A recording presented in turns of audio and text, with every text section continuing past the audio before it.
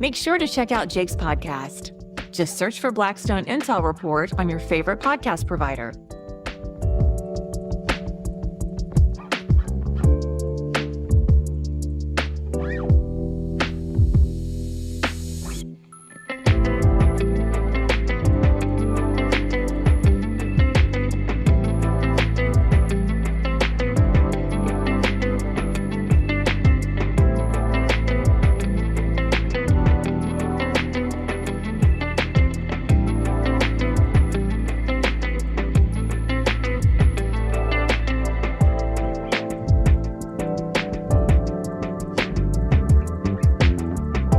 Jake doesn't just entertain, he teaches. Blackstone Intel reports are often so densely packed with information that it can be hard to take it all in. If you'd like copies of Jake's Blackstone reports, become a paid subscriber of $5 or more at Substack or Patreon.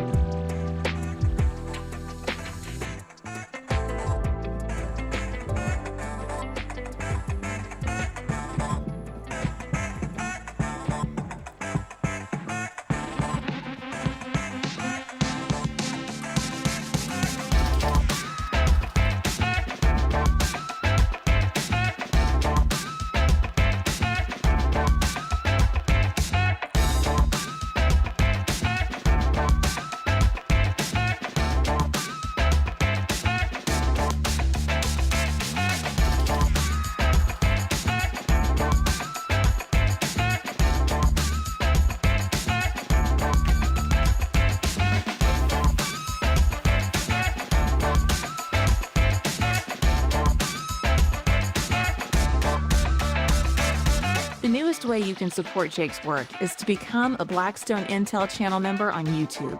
Click on the Blackstone profile picture and look for the button that says Join. You'll see different pricing options as low as $3.99 per month. This will give you access to perks, including loyalty badges and custom emojis that only members can use during live streams. Jake's live streams include segments designed for paid channel members to show off their status and use their exclusive emojis. So sign up today to become a Blackstone Intel channel member.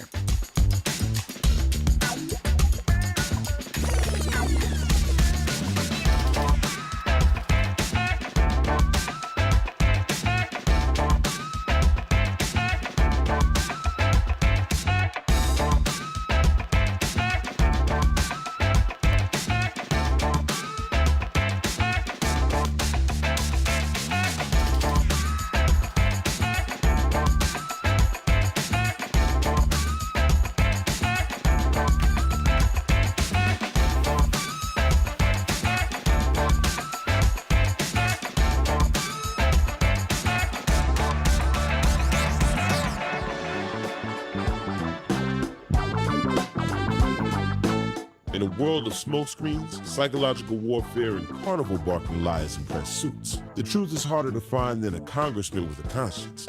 It's all a bunch of damn lies. But here at Blackstone Intelligence, Jake don't chase the narrative. This crazy sumbitch dismantles it. Y'all, my boy grinds official stories up into fine powder and snorts that sweet schnitzel to fuel his fire. Are you starving for facts the global elites don't want you to hear? You got the munchies for intel you won't hear from all them war pig politicians. Well, sit back, spark up your brainstem, and prepare to inhale the intoxicating fumes of unfiltered truth. Let's get Blackstone.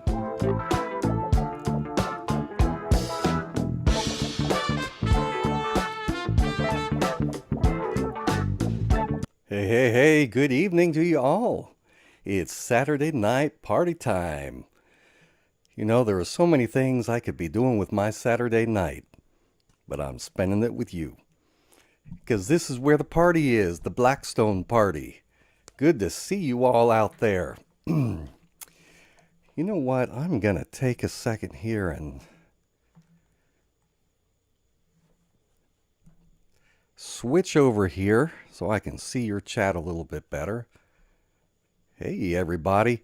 Listen, good evening, truth junkies, mind melters. This is your loyal servant of subversion, Jake Morphonios.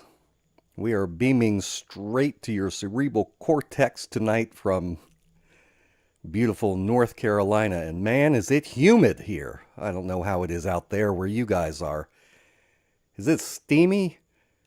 I'll tell you what, my lawn, I cannot cut the grass 1 week and go 3 days before it's time to cut it again.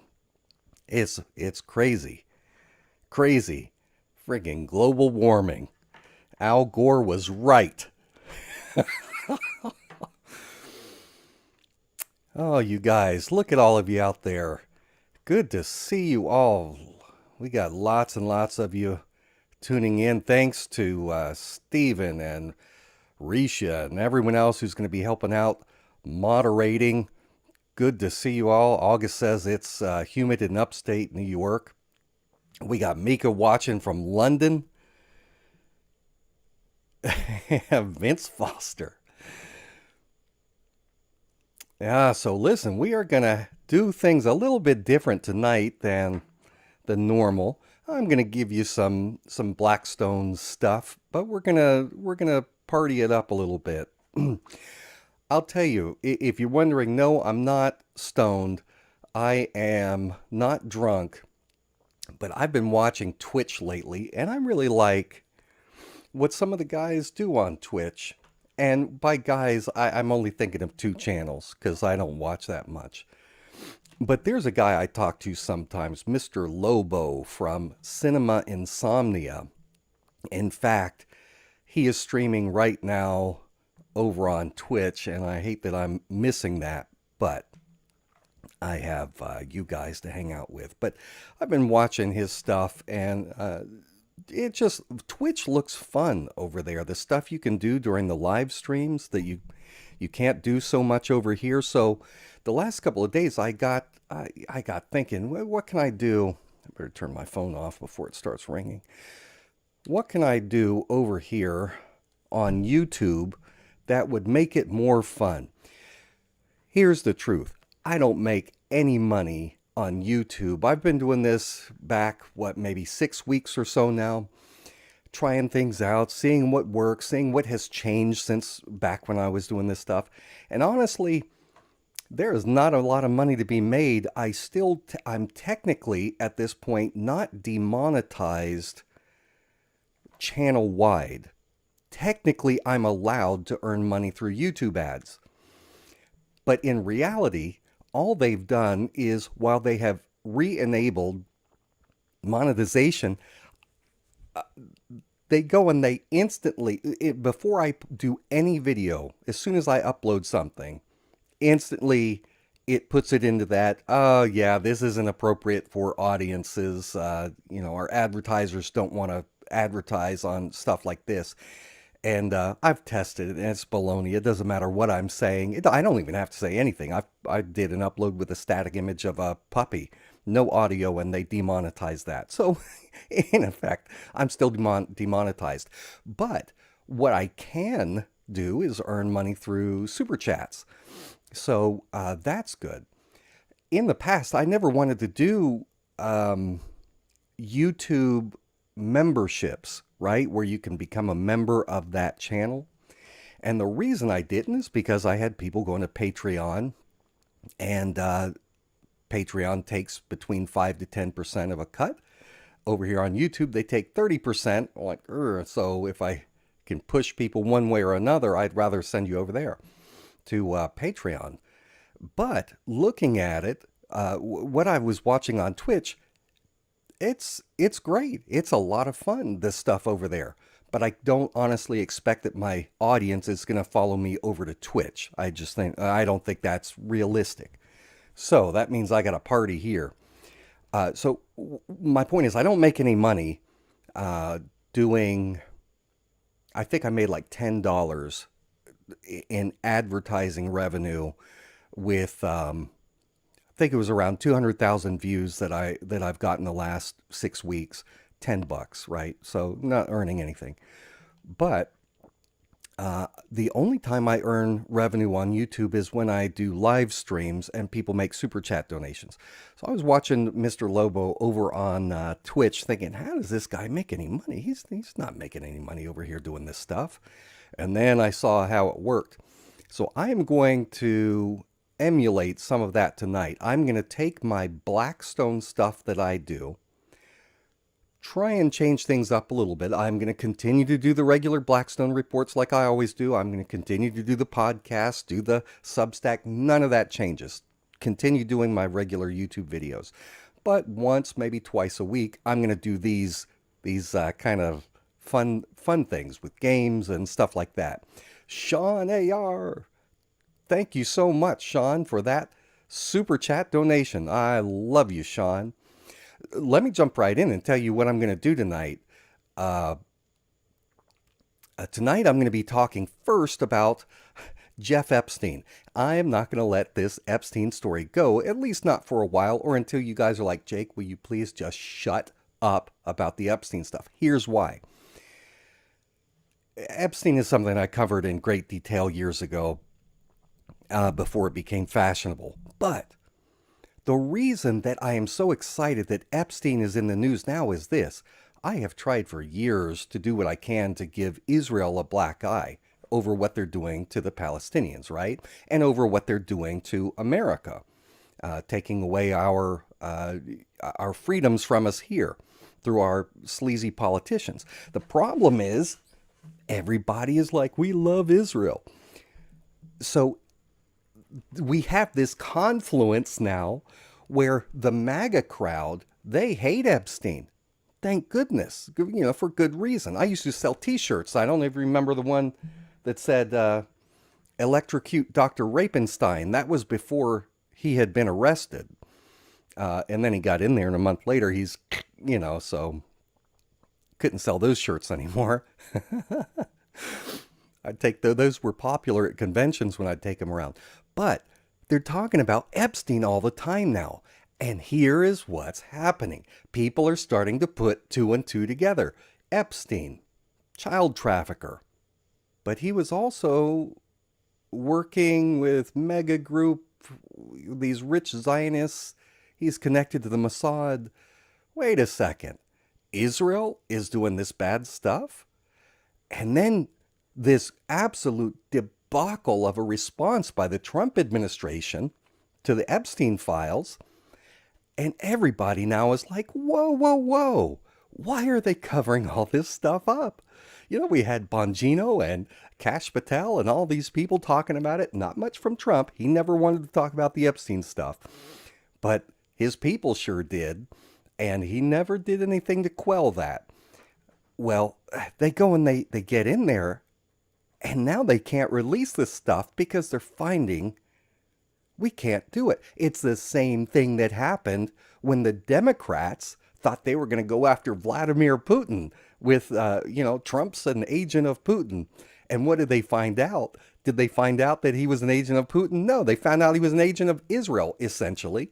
And that it wasn't your normal Russians that were the problem. All of the evidence back there behind, Trump used Russian influence to win the 2016 election. It wasn't Russia.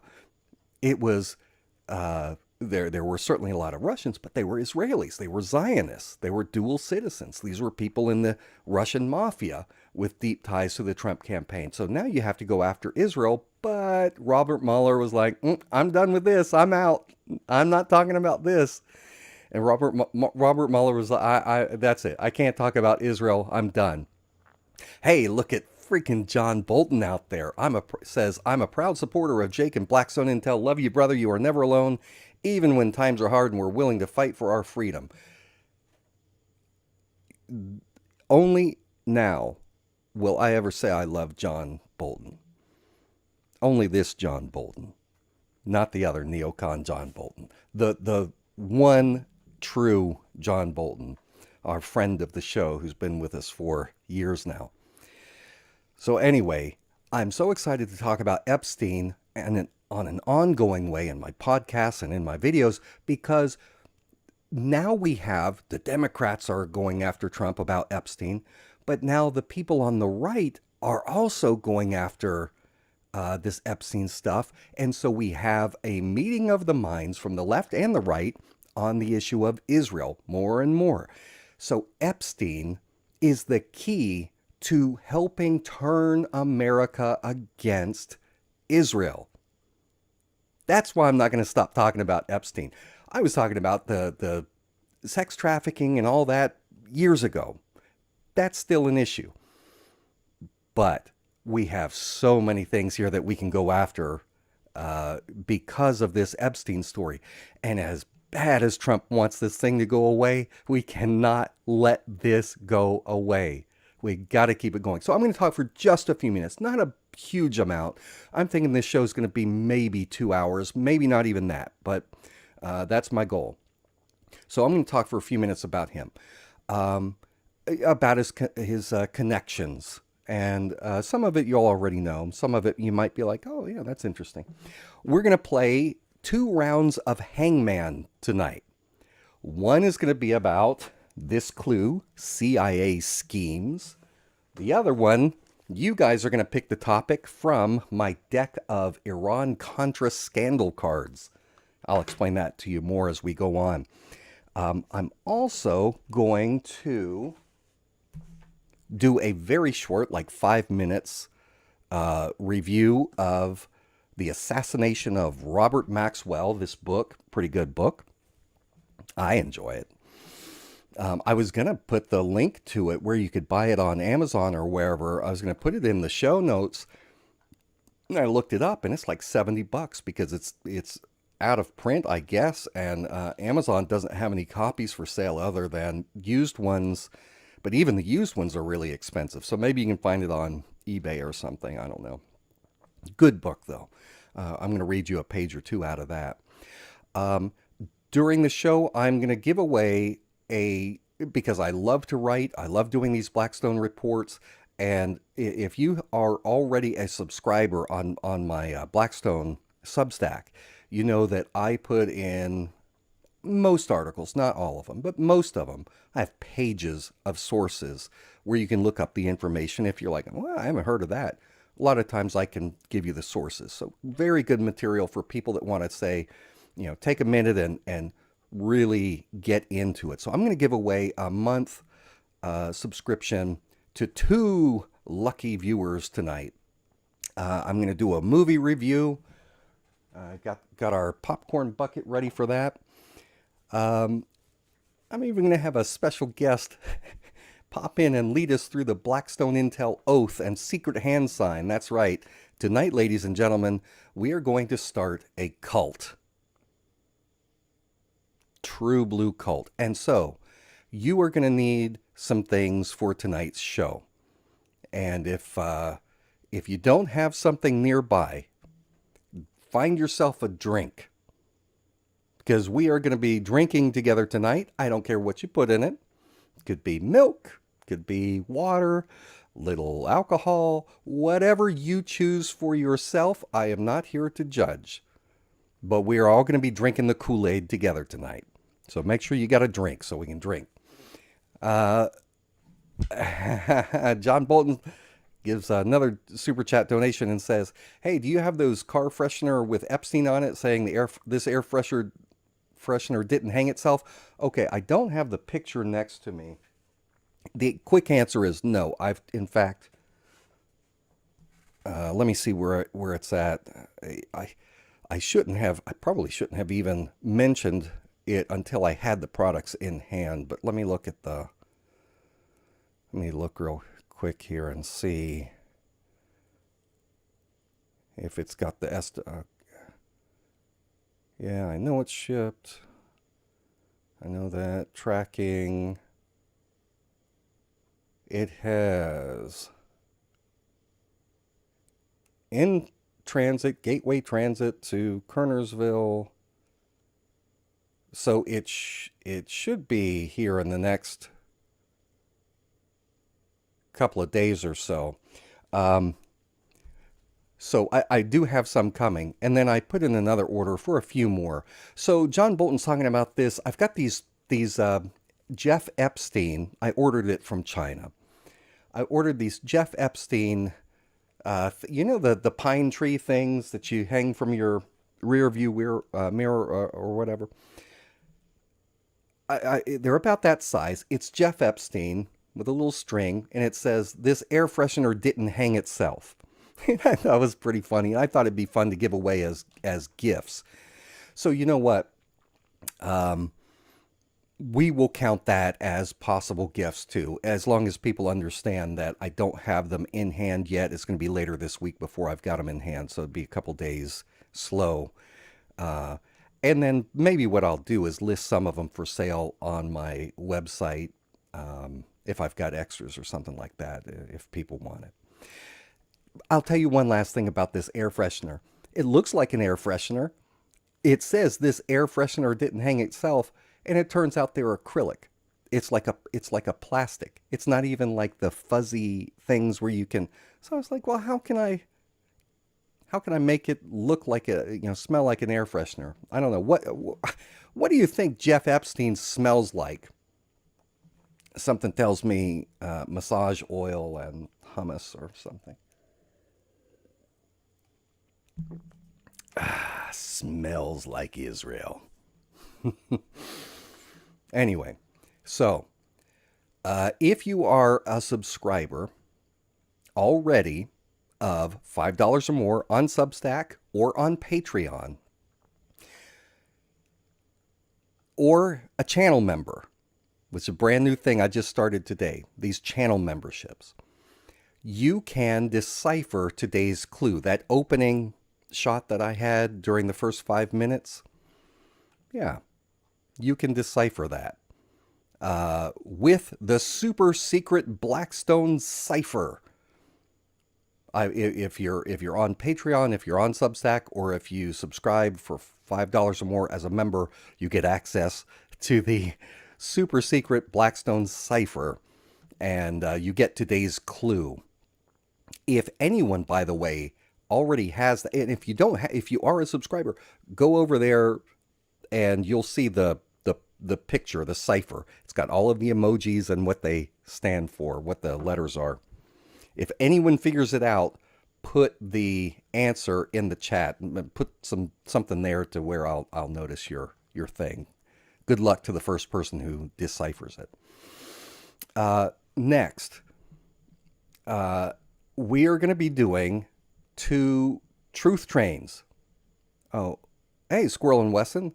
Thank you, brother. He says, not sure how long I'll be able to stay awake tonight, but I figured I'd chime in with the super chat. But I got to learn these cult gestures you speak of. Yeah. Anyone who doesn't make it through the show tonight, you can do a rewind tomorrow and learn our secret oath and hand signs. We are going to go full bona fide cult. If Trump can have a cult, if MAGA can have a cult, if the Democrats can have their cults, if the Zio evangelicals can have their cults, doggone it, we deserve a cult of our own. And I demand nothing but absolute obeisance. John Bolton just became a channel member. John Bolton, you are officially the first Blackstone channel member on YouTube. Congratulations. Everybody, give him a round of applause out there.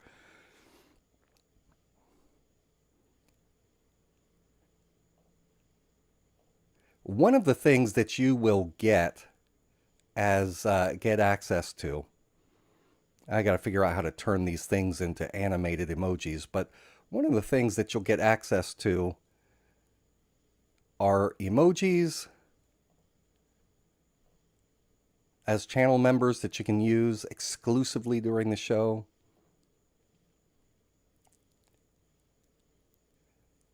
How I'm blind, mate. Do you have acrylic? Huh? I have no idea what that means. Cyrillik? Cyrillic? Acrylic? Oh, I said acrylic.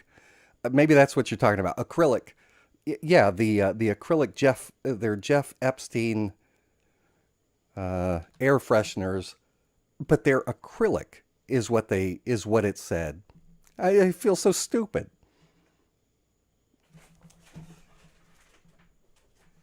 I thought it was one of these, the kind of fuzzy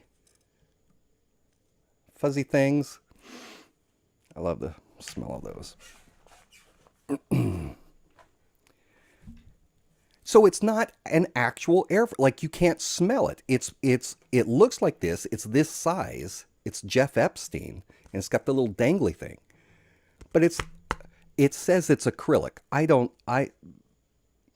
I thought if it says this air freshener didn't hang itself, why would it be plastic? You can't make plastic smell. So I'll know for sure when it gets here. This is coming from China. Let me just really quickly thank two people who sent letters this week. Let me cover it up. I want to say thanks to CH. I won't say the last name. Mr. Morphonios, your recent video, so blah, blah, blah, was quite good. I've always admired your work. Reflects our shared values.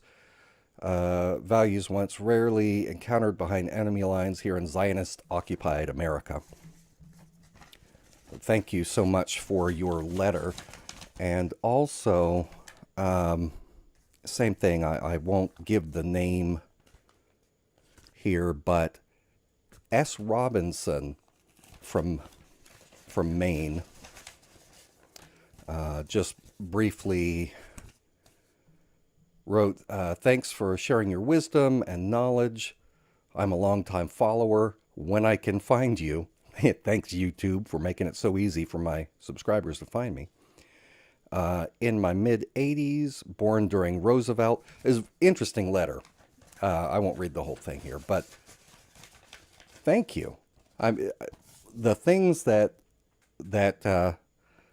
S. Robinson has seen.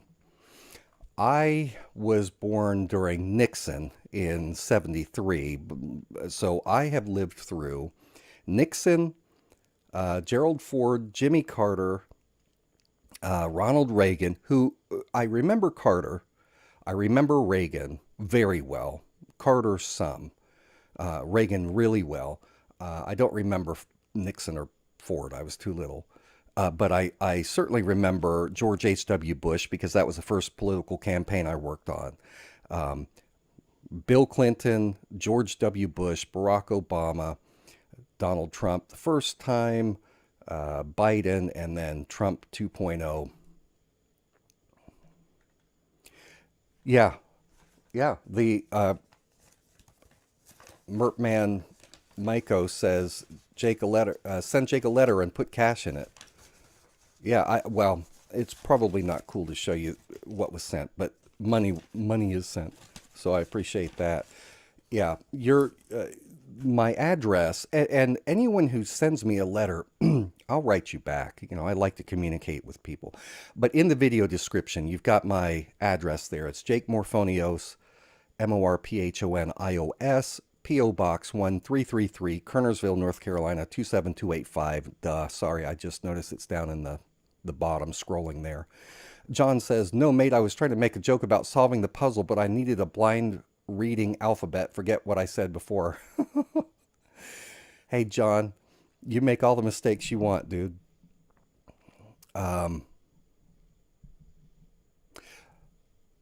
Anyway, so tonight we're going to be doing something I saw on Twitter. How many of you, give me a 333 out there in the chat if you have ever watched Twitch when they do these like donation train things. Hey, Squirrel and Wesson just became a field operative.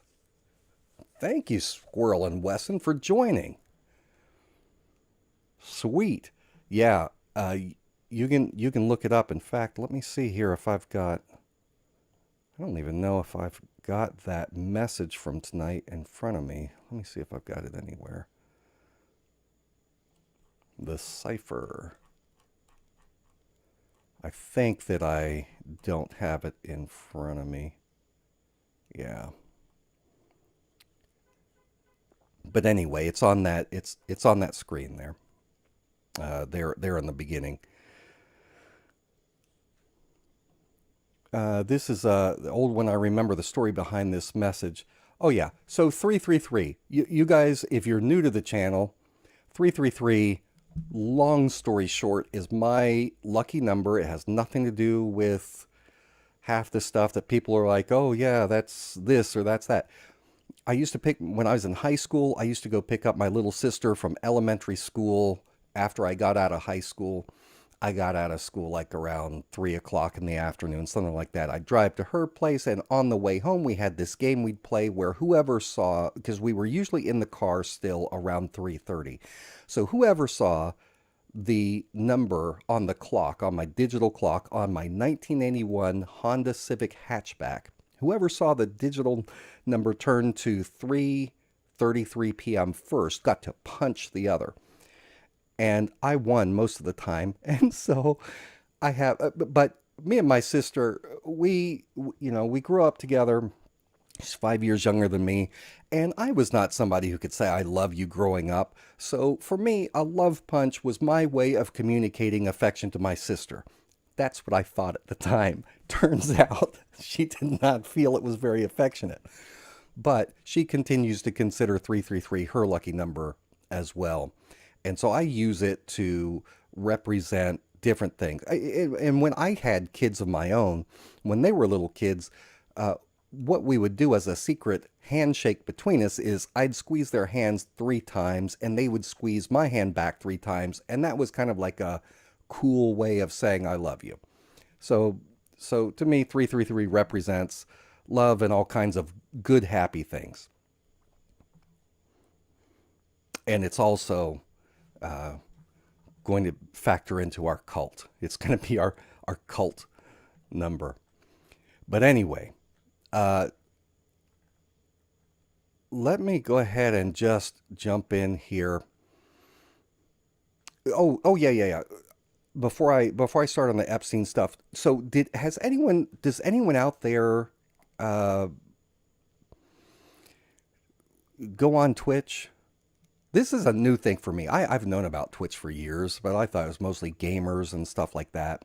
And I guess it is. But still, I've enjoyed it. Being part of a community on Twitch, watching in small groups of people watching stuff together and talking with the host. And they've got their whole culture, all this stuff they do. They do raids of other channels at the end and just all kinds of fun stuff. But anyway, one of the things that Mr. Lobo does over there that I'm going to try tonight myself and probably utterly humiliate myself trying to do it is this.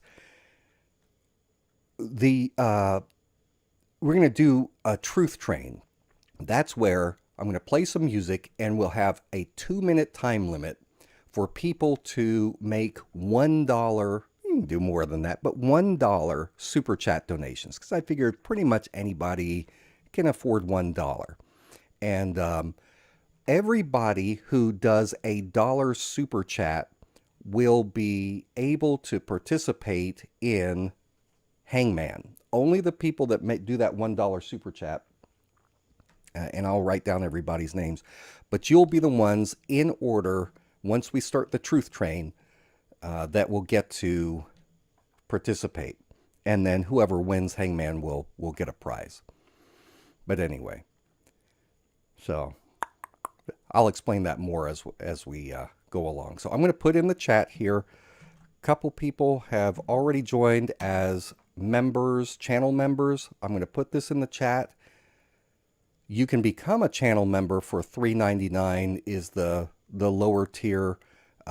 Field operative is a little bit more. So truth seeker level is $3.99.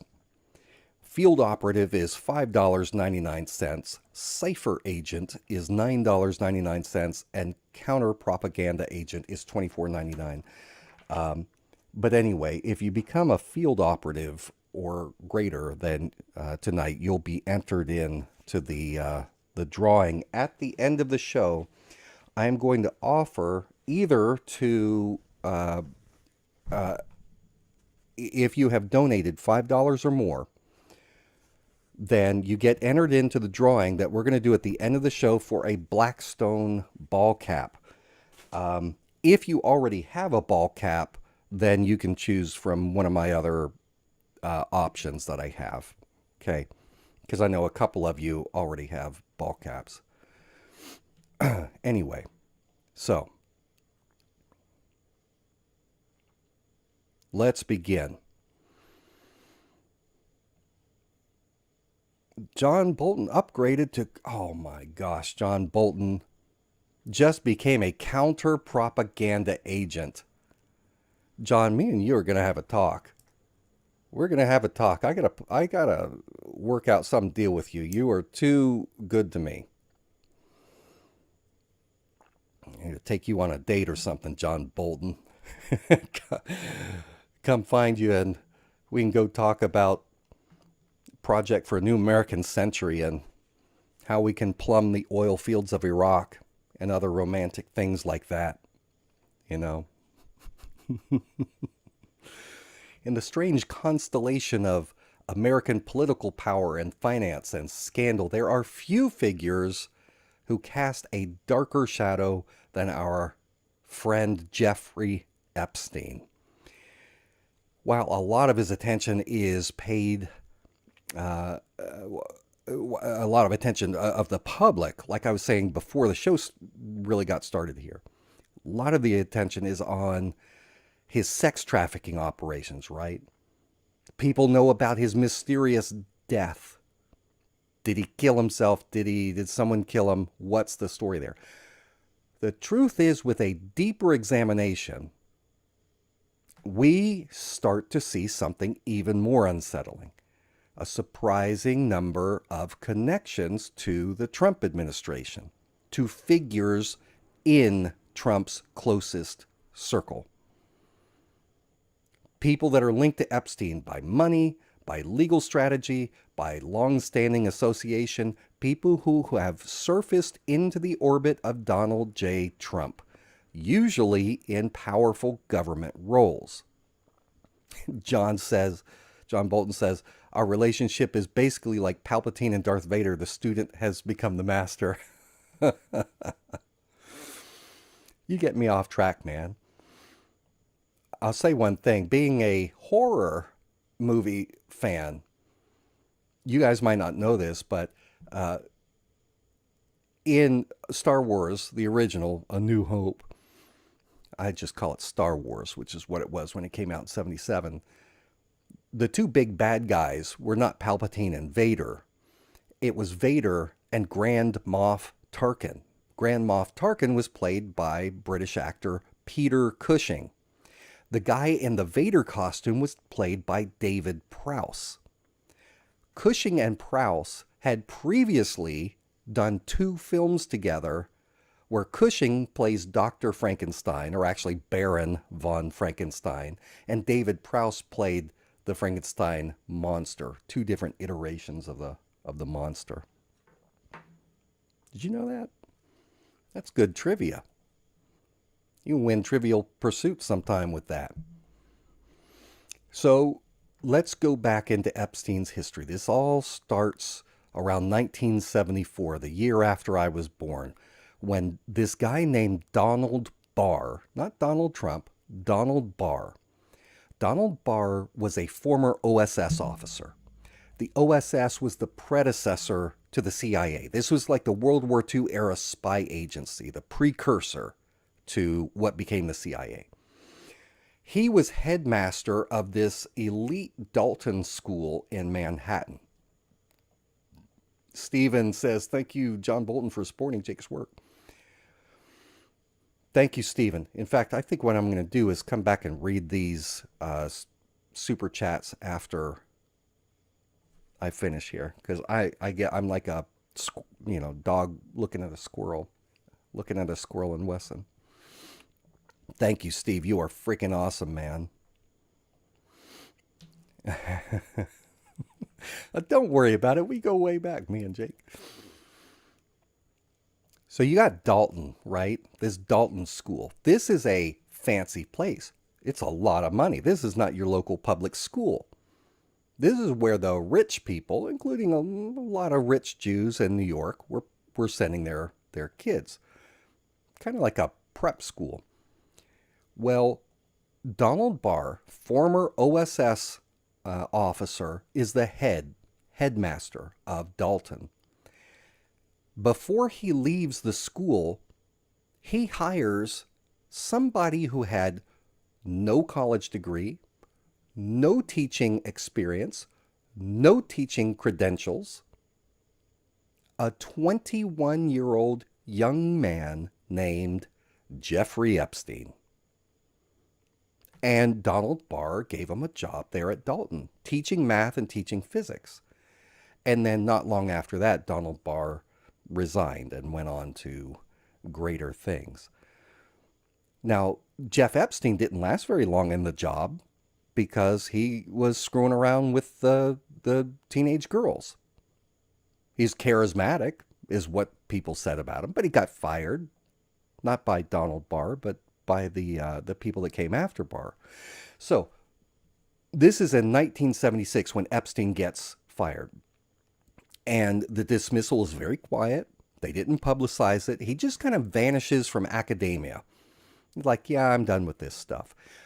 He resurfaced a couple of years later with this crazy new job as a high-stakes financier for the ultra-rich. So how do you go from being a 21-year-old punk who gets fired, first of all, who gets the job at this elite school, and then gets fired, and then you end up working for the ultra-rich as their financial manager? Specifically, if we skip forward to 1987, Epstein's life gets this major turbo boost because he gets involved with a guy named Les Wexner, billionaire. You guys know Victoria's Secret? I'll let you in on it after the show. No, Victoria's Secret, the underwear store, Les Wexner owned that. He owned The Limited, another clothing store. Had a whole line of things. L Brands is what it was called.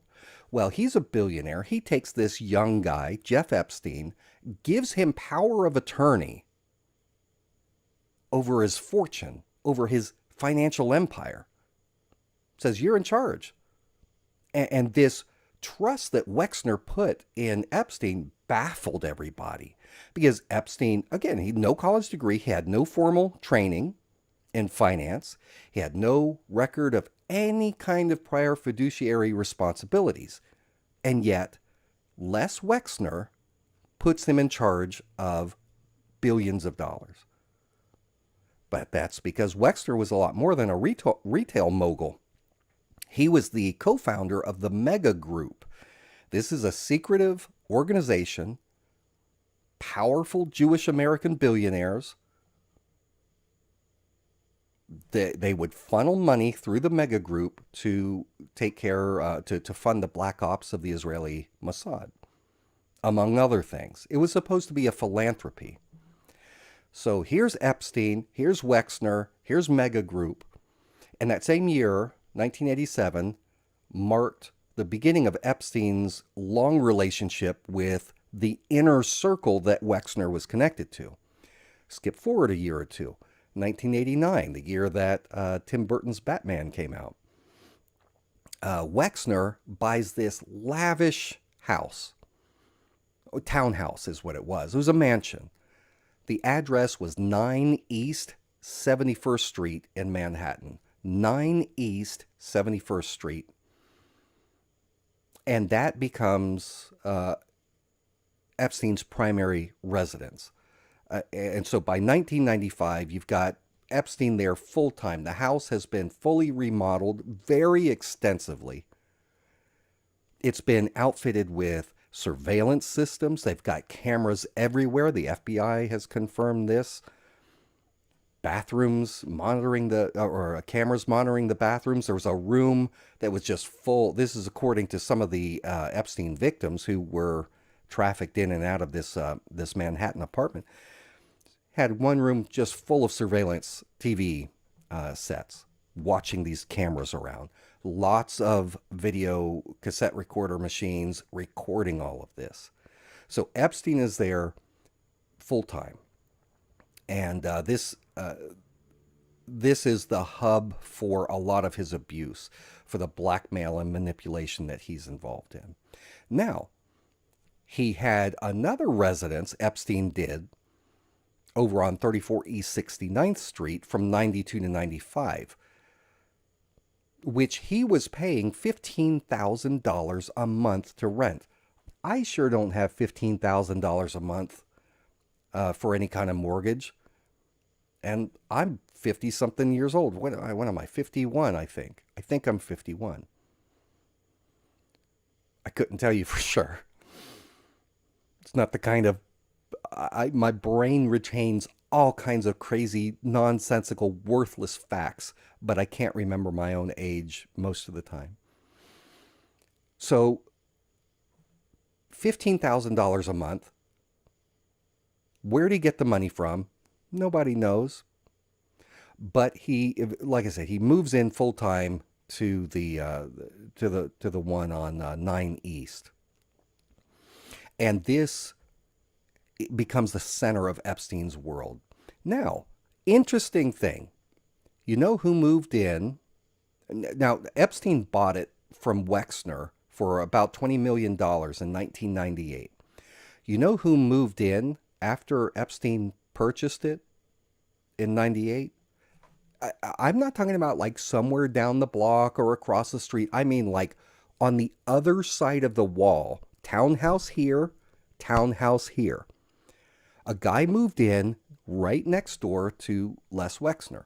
I'm sorry, to Jeff Epstein, named Howard Lutnick. Remember that name. We're going to come back to him. CEO of Cantor Fitzgerald. He gets the property right next door. He's at 11 East 71st Street. He buys it from who? Epstein and Wexner, from their trust. Now, skip forward, or actually we skip back a year or two. 1996, Epstein and his partner, Ghislaine Maxwell, they hire a woman named Maria Farmer. She's a young artist. They hire her to help do artwork for Wexner. They send her to live in a guest house at his Ohio estate. And this place is just monstrous. It's huge, huge. Her guest house was over 10,000 square feet. The guest house was over 10,000 square feet.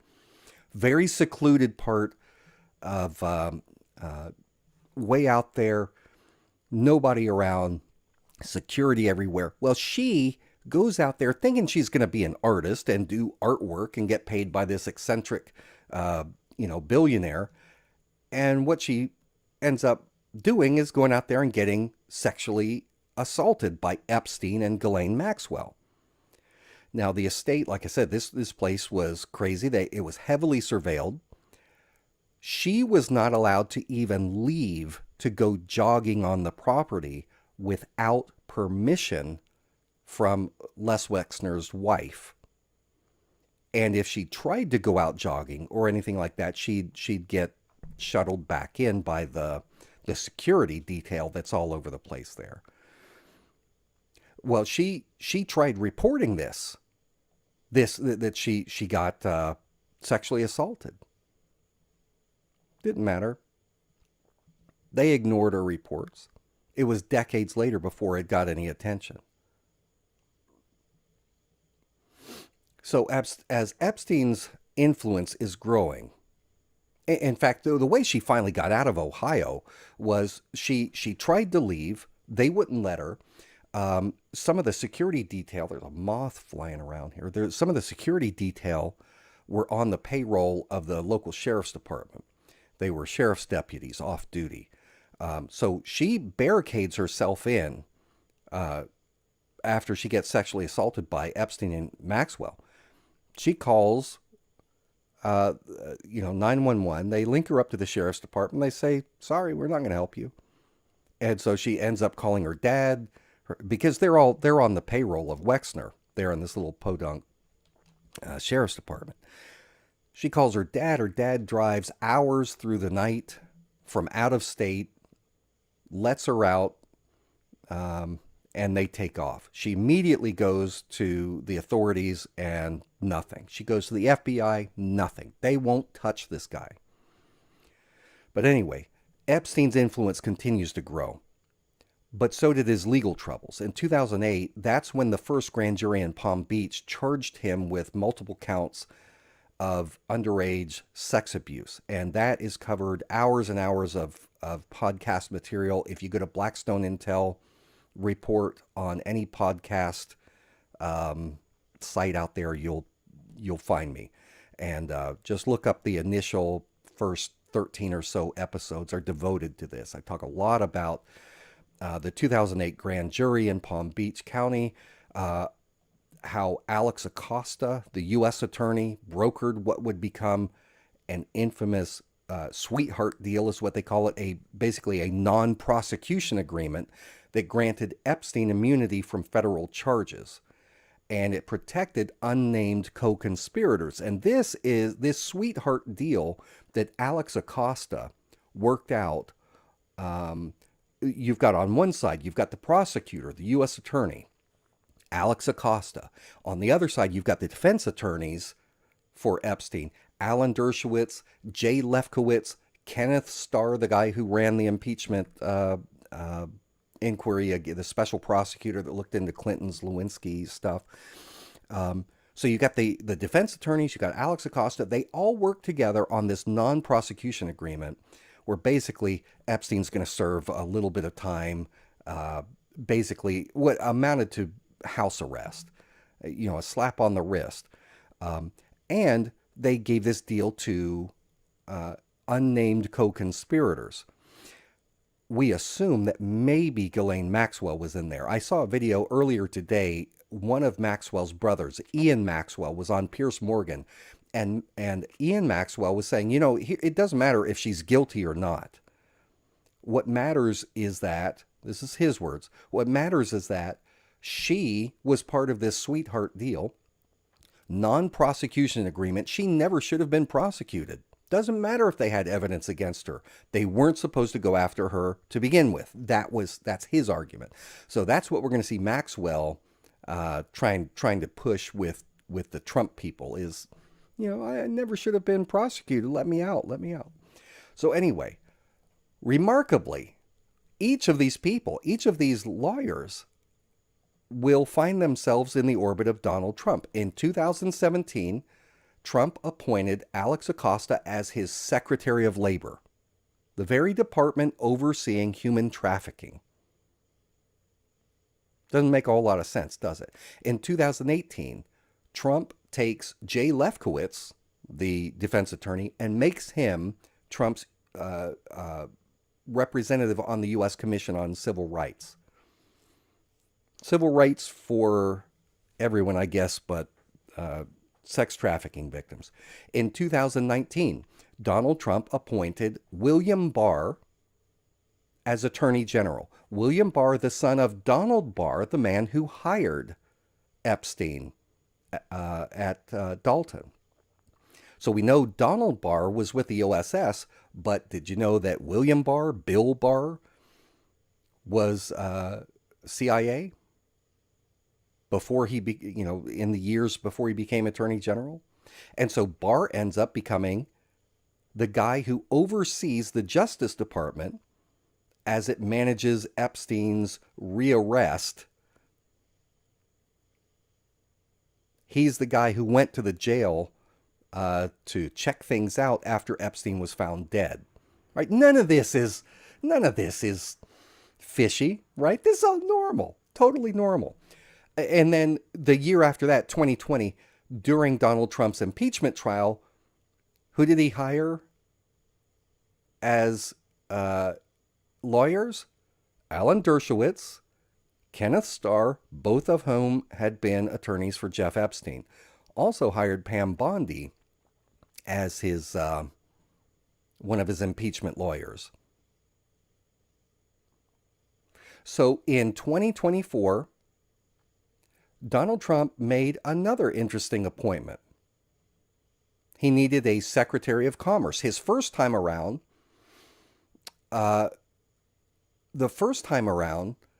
who did he make his Secretary of Commerce? It was Wilbur Ross, right? The Rothschild banker who helped bail him out when his casinos were going under in New Jersey.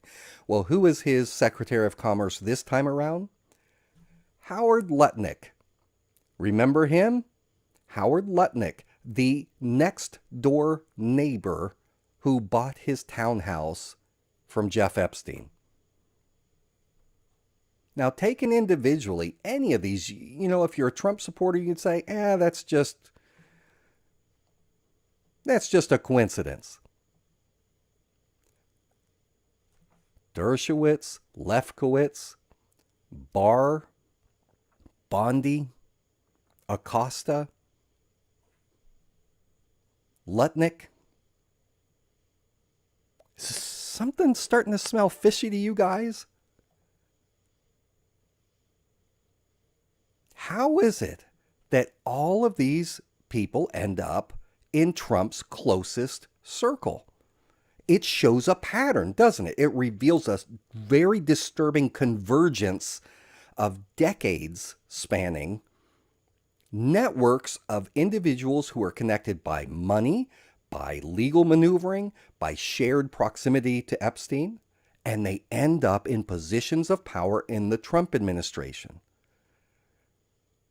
Now, whether or not Trump himself knew all of this and deliberately surrounded himself with Epstein-linked operatives, or maybe this influence was something that he's just so dumb he didn't realize was happening, and he just ends up with all these people around him. And he's totally innocent. Either way, these people are in positions of power or ongoing influence. So it's a mess. And FRK Silva says, crazy how none of these people are worse than John Podesta. Actually, yeah, I'd say John Podesta is a pretty rotten guy. I've done tons of stuff about him. John Podesta's not nearly as bad as his brother Tony, but, and both of them are horrid human beings. But I would say that Ghislaine Maxwell and Jeff Epstein have got John Podesta beat. Spirit cooking aside, I would say they've got him beat. But it doesn't matter. Do you see why neither the Democrats nor the Republicans, for all their talk about it, when it comes down to actually going after these people, they don't do it? Because they have got people compromised on both sides. And so what we see right now is Donald Trump scared out of his freaking mind. Of course Epstein knows stuff about him. Just like if I had a best friend for 15 years and my best friend was just a really rotten kind of guy doing all kinds of rotten stuff, and we go out and we party together, even if I don't do everything that he does, we're going to be open. We're going to talk. I'm going to share some of my dirt with him just naturally over the course of friendship. So at the very least, Donald Trump shared stuff with Epstein that he's probably afraid could get out. I think there's a lot more to it than that myself. But, we wait for some additional facts to come out about that. But what we do know is that Donald Trump's circle is brimming with people who definitely don't want this stuff to come out because it'll destroy them. It will destroy them. And so the effort now is on shutting this down. The first effort to just say, oh yeah, by the way, nothing to see here. Yeah, I have the Epstein client list on my desk. Nothing to see here. That did not go over so well, did it? MAGA went into revolt. So then we have the next thing, which is Donald Trump saying, all right, well,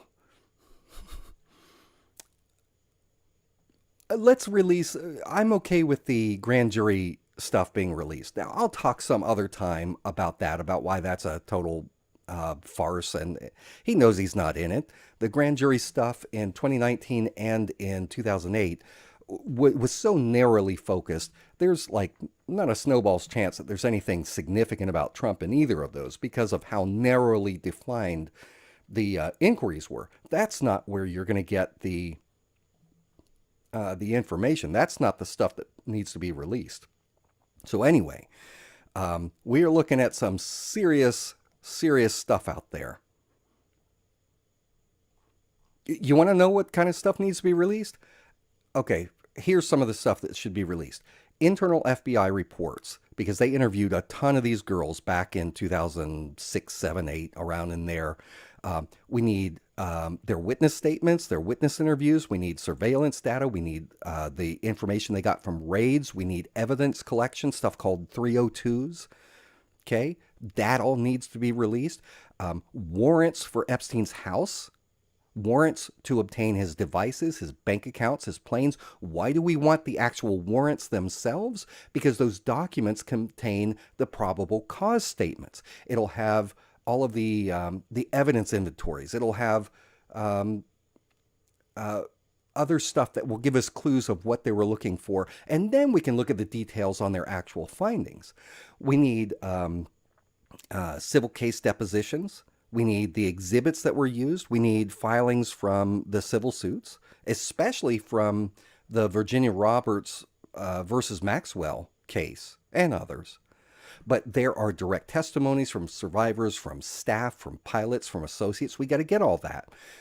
Flight logs, right? We already have a lot of Jeff Epstein's flight logs from his private jets, especially the Lolita Express.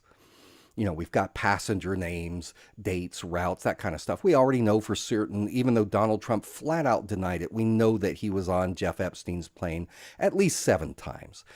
We know from Jeff Epstein's own words that not only did he personally introduce Donald Trump to Melania at one of Ghislaine Maxwell's Kit Kat Club parties, these parties it wasn't just like a building. They would move around to different locations, but the purpose of these parties that Maxwell was throwing, these Kit Kat Club parties, was to link young Eastern European models, link them up with wealthy Americans. And that is where Jeff Epstein introduced Melania Noss to Donald Trump.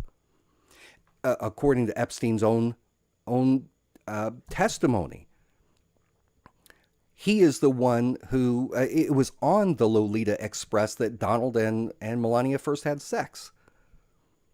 We know Donald Trump was on the plane. That doesn't mean he did anything bad necessarily, but his denials, you know, we just know that's not true. Even his brother, Mark Epstein, has said he was on the plane with Jeff and Donald at one point.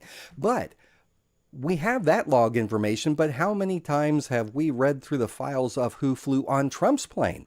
How many times did Jeff Epstein fly on one of Trump's planes?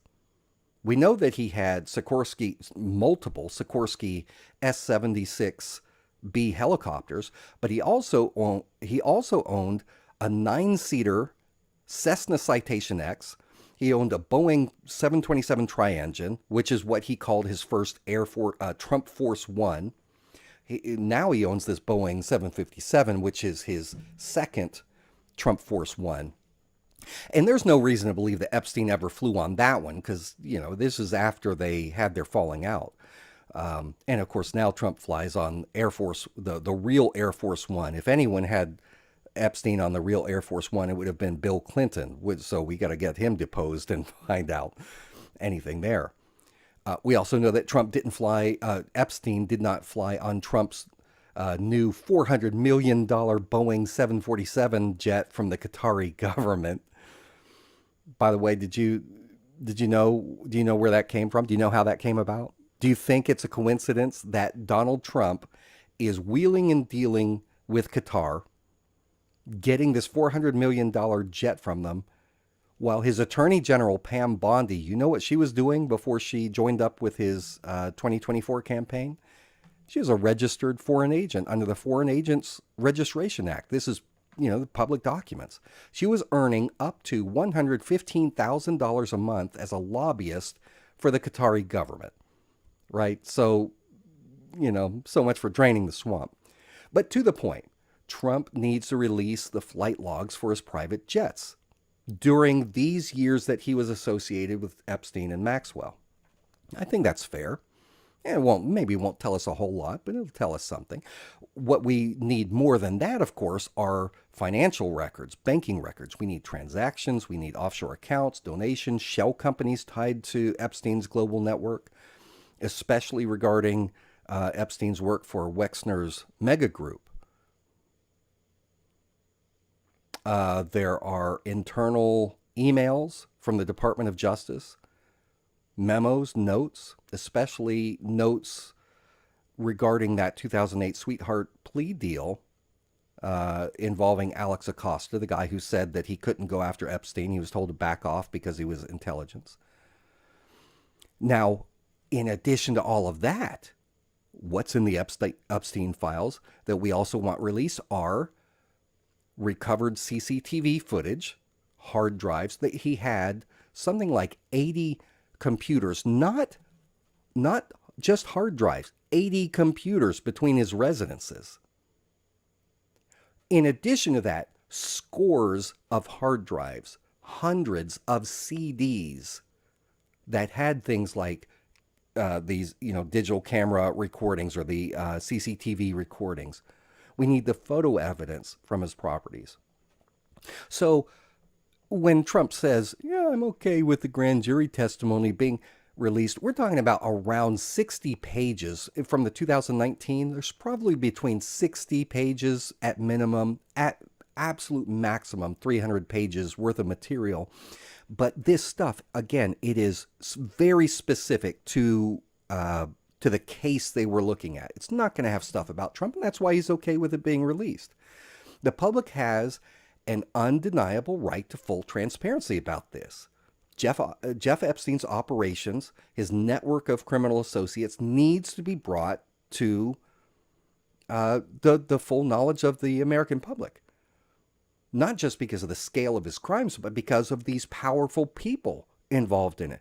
People who are currently either in the U.S. government, in halls of power, whether it's political power or business power, corporate power. These people, if we've got a cabal of pedophiles working together, covering for each other, and they're controlling things, I think we should know that. When the elites can traffic children and evade justice and manipulate our legal systems, and they can all do it behind sealed documents, backroom deals. They don't have to worry about this ever coming out. They can always say, oh, no, I remember I'm on that sweetheart deal list. Non-prosecution agreement, can't come after me. When you've got the U.S. president who is suspected by a large segment of the public of having done something wrong and is currently engaging in a cover-up, when he can go and snap his fingers, have Mike Johnson, the Speaker of the U.S. House, shut down the U.S. Congress early so that they cannot go forward with a vote to subpoena Ghislaine Maxwell, so we have a public record, and instead sends Pam Bondi, someone who defended him previously and was on the same defense team with Epstein's lawyers. When you have the Deputy Attorney General, Mike, what's his bucket, who is also one of these attorneys, when you send them to sit down in private with Ghislaine Maxwell and you're negotiating some kind of deal, something ain't right with that, folks. There's no way to look at what's going on and say, yeah, this is how things ought to happen. Of course Donald Trump is covering for himself. Of course he's doing that.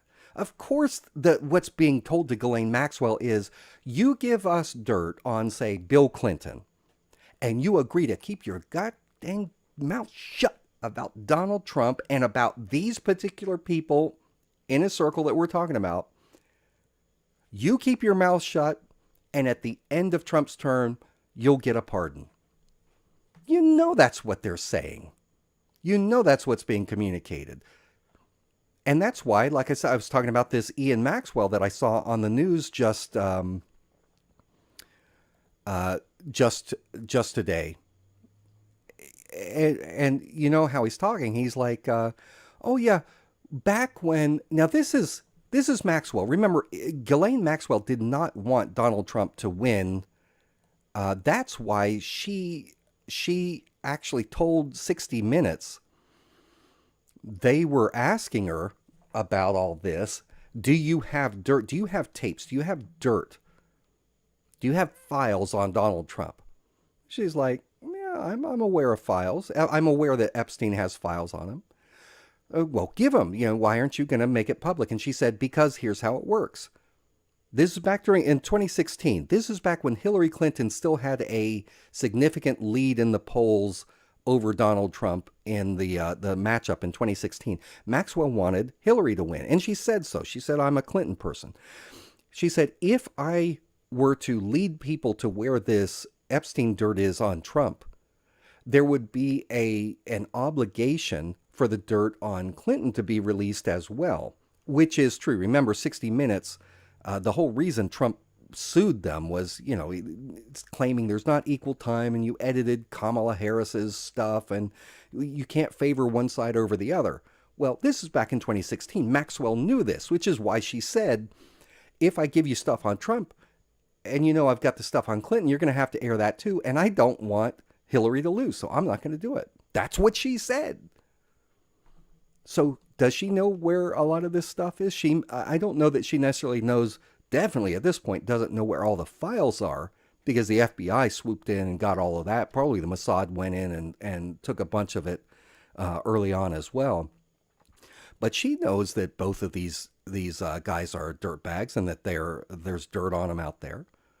So what we're seeing is a complete perversion of our entire justice system, where you've got one man, Donald Trump, on behalf of the cabal that he has assembled around him that all have links to Jeff Epstein.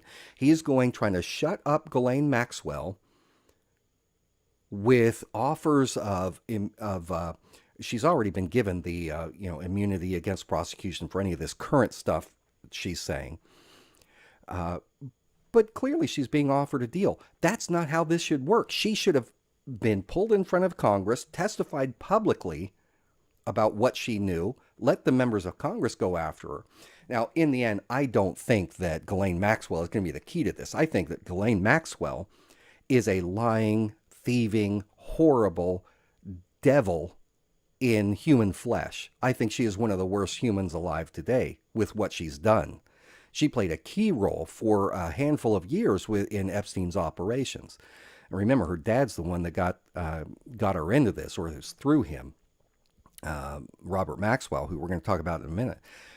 So she's not the answer. She's going to lie out her teeth. Anything that'll help her, she'll say it. Anything that won't help her, she won't say it. So you think she's ever going to give dirt on Trump? Absolutely not. It'll never happen. It will never happen. If she hadn't done it by now, she's never going to do it, because she'll know she'll suffer the same fate of old Jeff.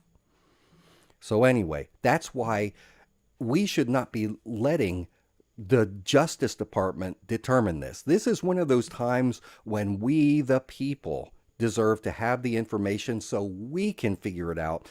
And there is a lot that we can figure out.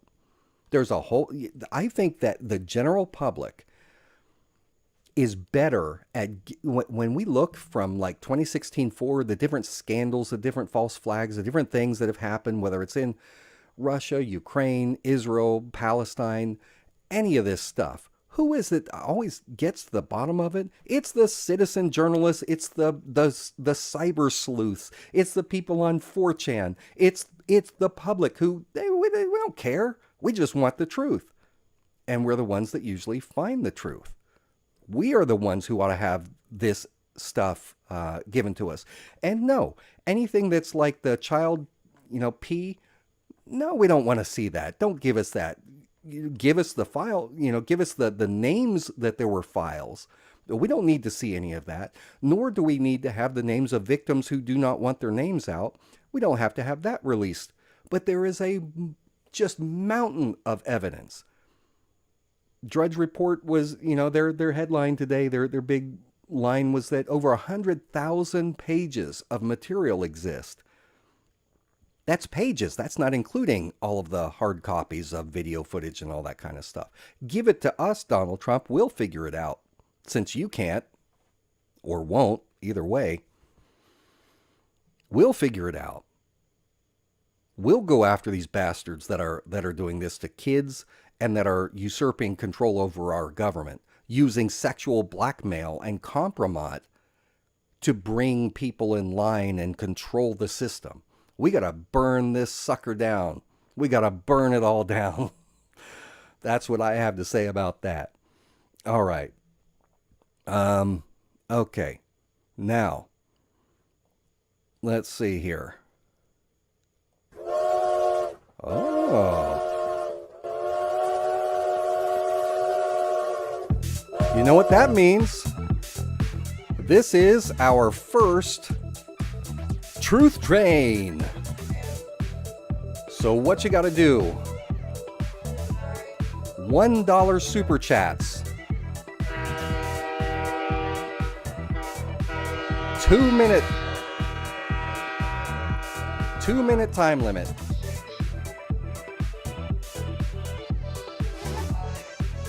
$1 super chats. Get them in while you can. That'll get you entered into the Hangman game that we're going to play.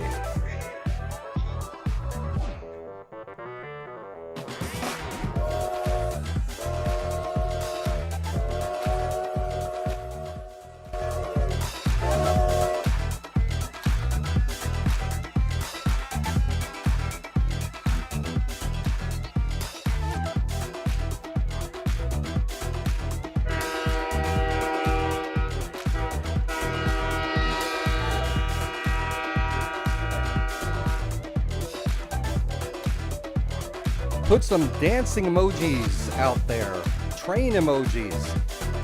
This is party time. We got a 2-minute time limit. $1 or more gets you in the Hangman game.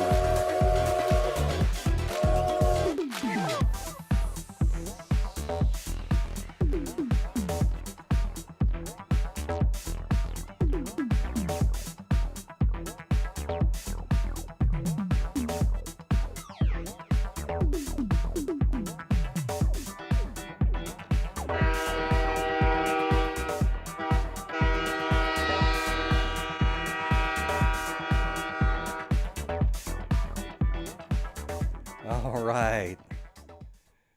Okay. Let me go ahead here and start writing these names down. Let's see here. Viewer activity. All right. Bear with me here. I'm going to put down here the names of anybody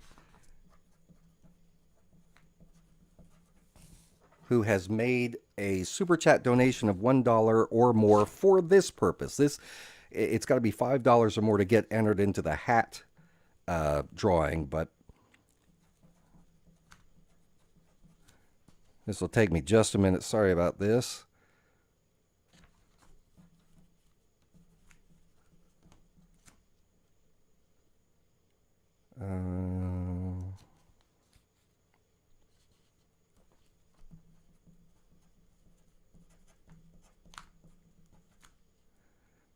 Wish there was a faster way for me to do this, but there's not. Bobbit, I did not thank you earlier. Thank you for your donation. Actually, I think you just did that one. Lewis, I don't know if it's Lewis or Louise, but thank you. I got you entered there. Then we've got Roosevelt.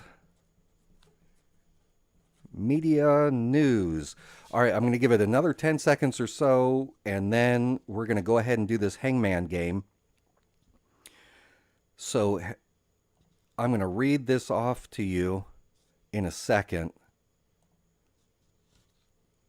and you guys help me see if I have missed anyone for the Hangman game.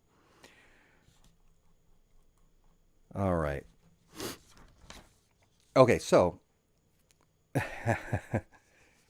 so for the Hangman game is where you're going to win a tier 1 gift. Tier 1 gift would be a couple options. One would be an Epstein acrylic air freshener. Two would be a $5 Substack or Patreon gift membership for a month. Either one of those gives you access to all of my Blackstone Intel reports that I publish. Three would be, well, I guess is that it? That might be it for this first game. All right, so let me read to you the names, and you guys tell me if I'm missing anyone here. I've got, for this show so far, Sean A.R., John Bolton, Squirrel and Wesson, Stephen Nifflis, B. Hobbit, or Bobbit. I don't remember. I wrote it down. B. Hobbit or Bobbit. Tell me in the chat what I'm doing wrong there. Lewis. Hey, thank you, John. Friggin' John Bolton. Roosevelt Media. Okay. Is that everyone? Does anyone know of anyone I have missed? Because we're going to go ahead and do this. All right. All right. In the chat, I am going to do this in order. I'll explain the rules to you in a second. I just want to make sure I've got my screen up so I can look and make sure I'm...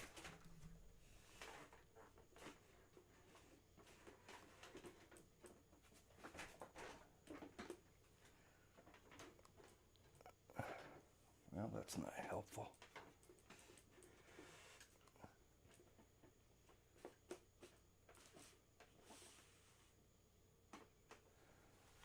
See if I can turn my camera, get that glare off at all.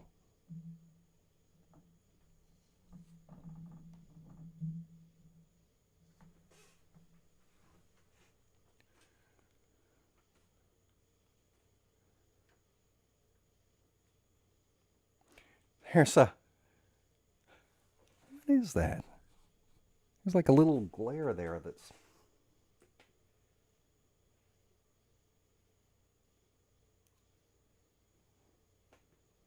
I can't get it off the screen. All right. This right here is one... is just one, all right? Okay, so here's how we're going to do it. The game is Hangman. And the way that we're going to play is, the clue is CIA schemes.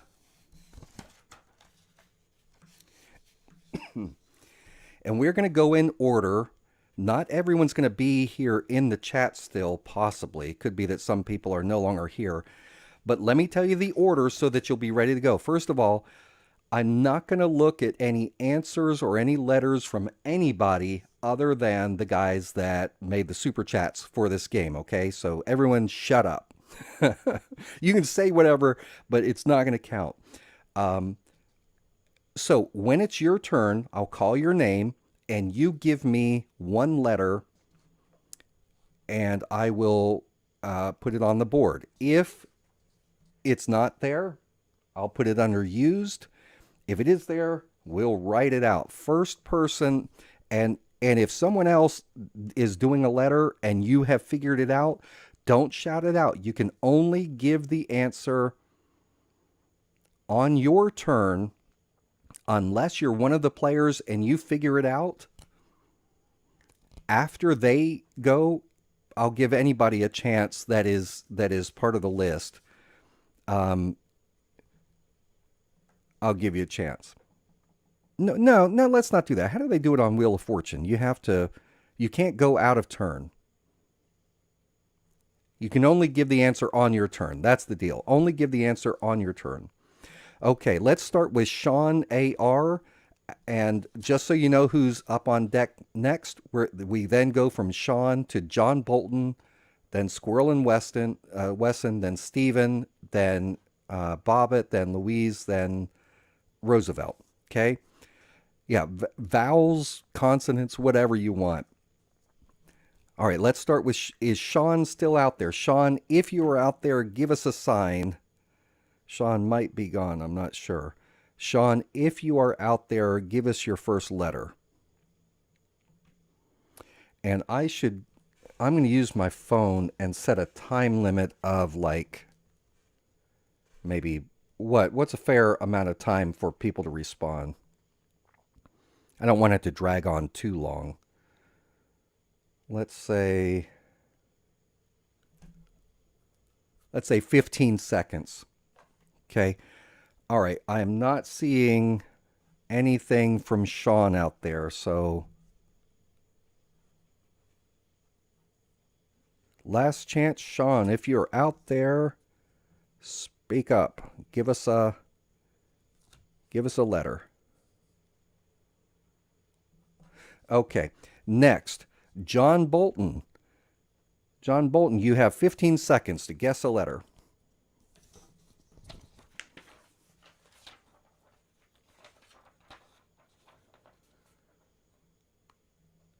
John Bolton picks an O. Okay. Give me a second here. Let me make sure I put it in the right spot.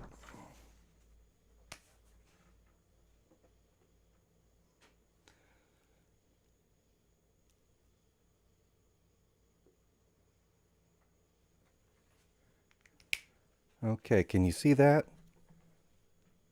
O and O. And then you've got 10 seconds, John, to take a guess.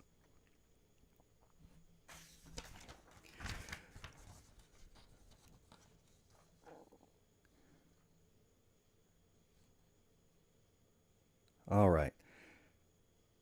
I know. Okay. Squirrel and Wesson was going to go to bed earlier. Is Squirrel and Wesson still out there?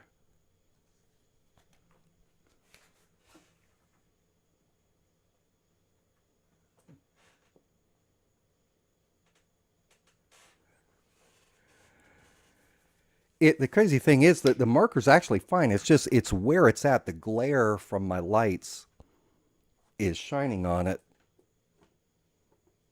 I need to... Maybe that's a little better. All right, Squirrel and Wesson.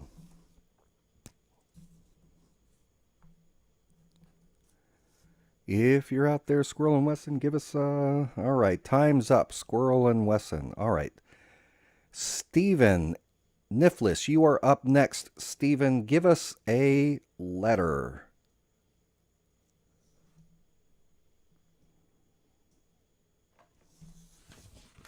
All right, Stephen says E. All right. There are 2 E's.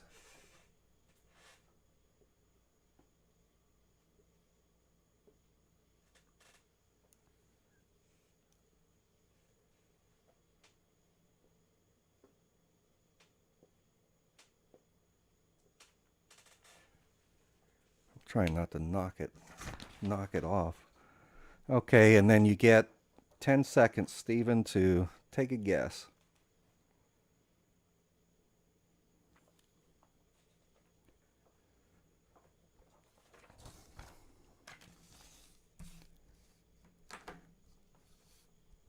All right, no guess yet, no problem. All right, Bobbit, B Hobbit. I'm so sorry. Tell me also out there how to pronounce it. I hate saying names wrong.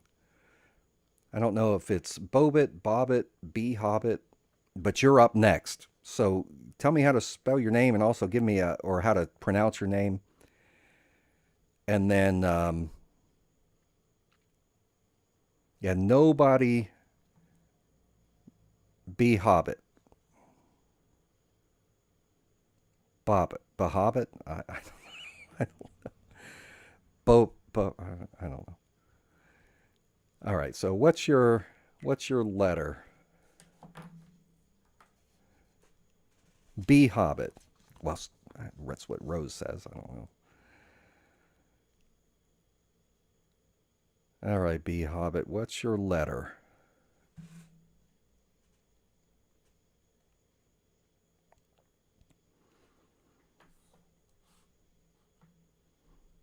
one else answer.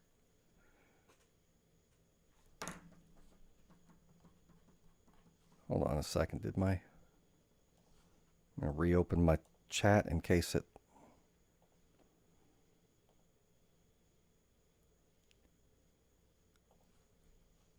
screwed up here.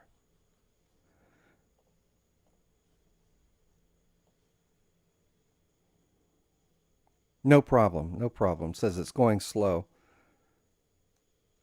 What's your... Oh, that's right. That's right. I think I've got that slow thing on. Let me see if I can... Let me see if there's a way for me to fix this. It's got that slow chat thing on.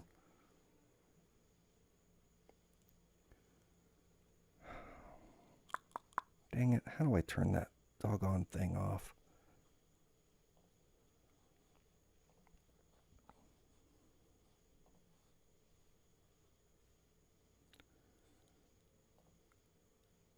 I'm just looking real quick to see if there's a way to... I know before the show I think I can turn off that slow chat. I'm not seeing where to do it here. All right, well, anyway. Okay, so we have got your letter there. The letter is T.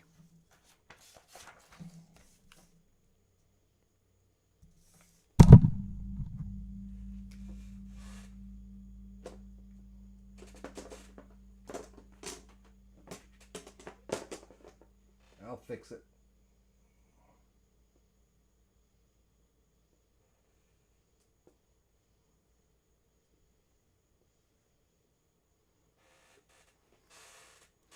Give me a second here. I did have an easel, and it turns out I got rid of it.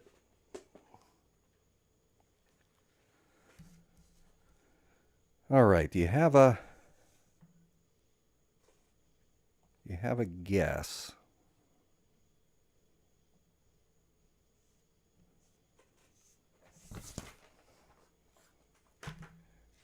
Okay. All right, we're up to Lewis. Lewis, what is your letter?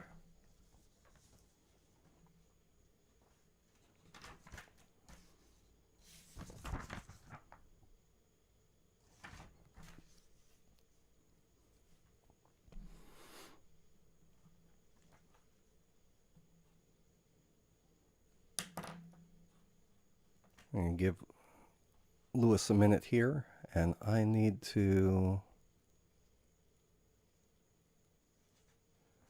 All right, well, don't give the first word if you don't have the full answer, because you might tip off the others.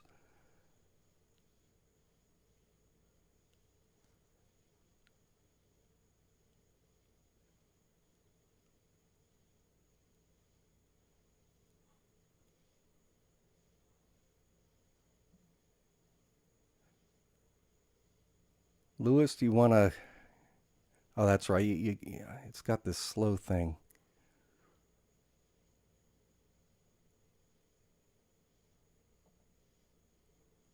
You would think they would have here on in the chat thing, a way for me to change this, to turn off that slow chat thing. All right, Lewis says letter P.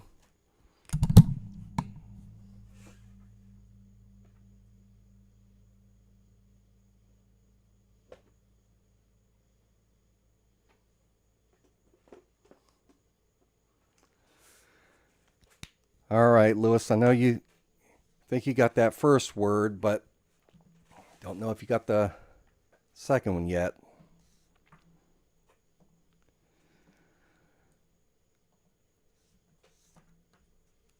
All right.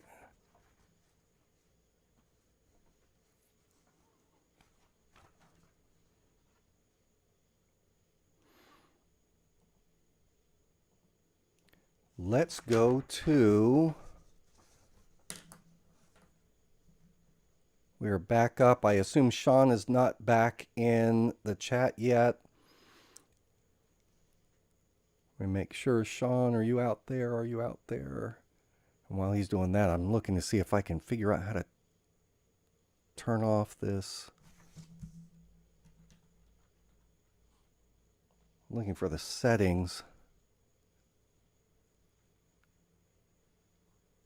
for turning off.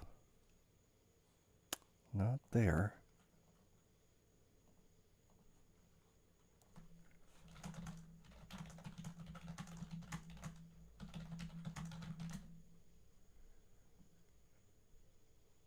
All right.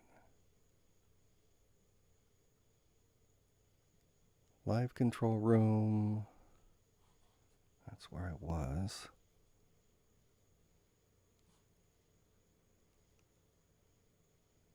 Trying to make this go quicker.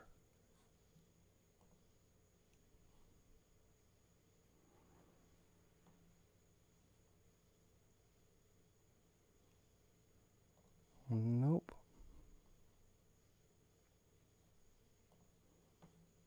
Nope, I don't want to end the stream. Stream settings. Not there.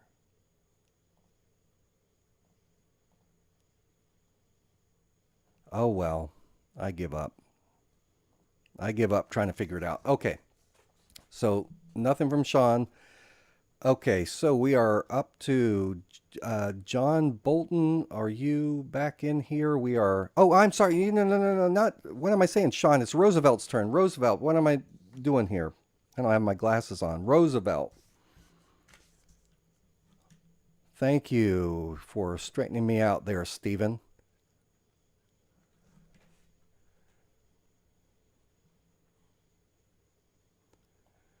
So, Roosevelt, if you're out there, give us a letter.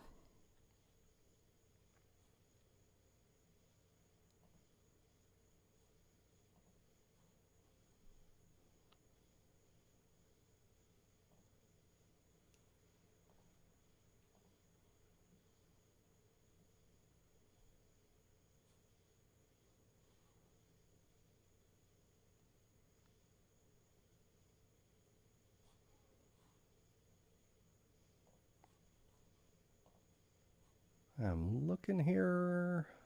Click edit, click customize, click message delay, click. I'm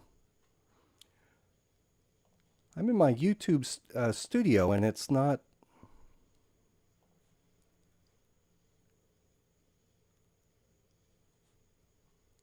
It's not giving me the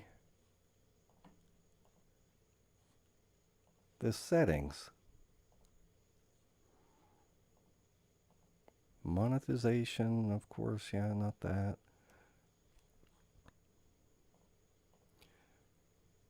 Click edit, click customize.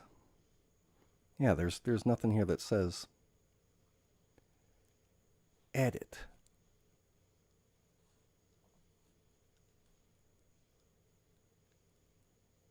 It's got all this stuff about ads, about how I can put in ads, which is hilarious. I can't do ads. All right. I'm not. Did I miss Roosevelt? Is he gone?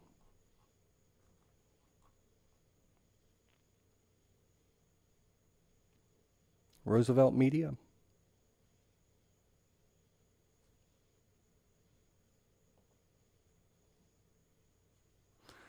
All right. Let's move on. Then we skipped Sean, and we would be back to John Bolton again at this point.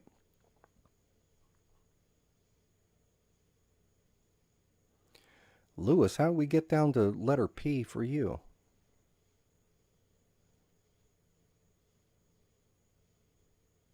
Did we already do you, Lewis? All right. Yeah, we got the P up there. I've got to figure out how to turn off this stupid slow-mo. It's killing us. It's killing us. Let me look. Let me take a second here and... Is the channel dashboard? No. me go to my settings over here. Channel. Not that. Community moderation. Nope. Defaults.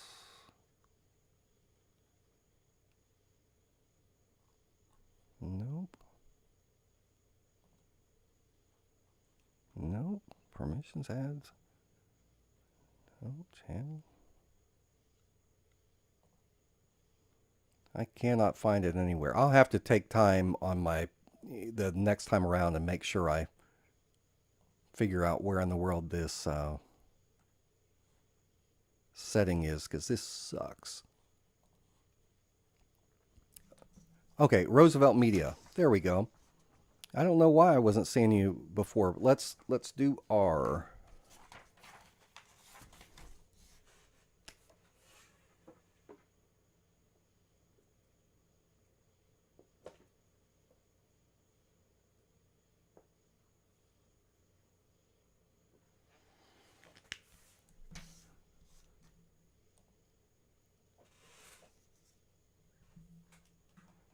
All right, have you got a guess there? Roosevelt?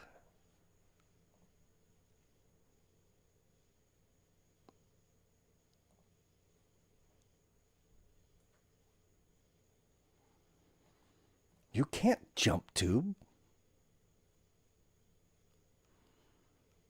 This is Roosevelt's turn.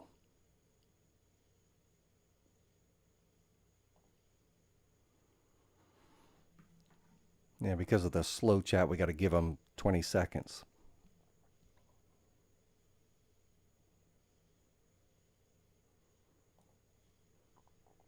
And then when it's your turn, if you don't know, just say, I don't know, and we'll move on.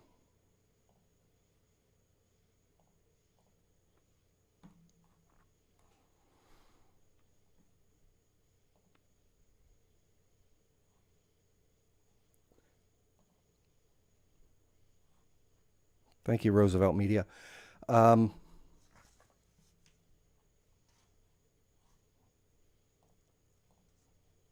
know if I've got a big delay, too.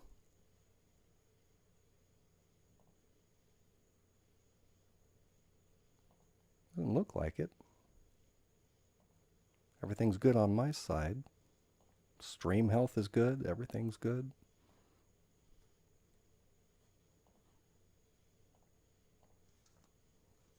I know, Joel Dartland.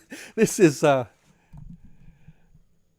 rough. I may have to do the next one different because this is super slow for some reason between the chat. It was going fast earlier. I don't know what the sudden delay is. I think it's freaking Jeff Epstein from Beyond the Grave.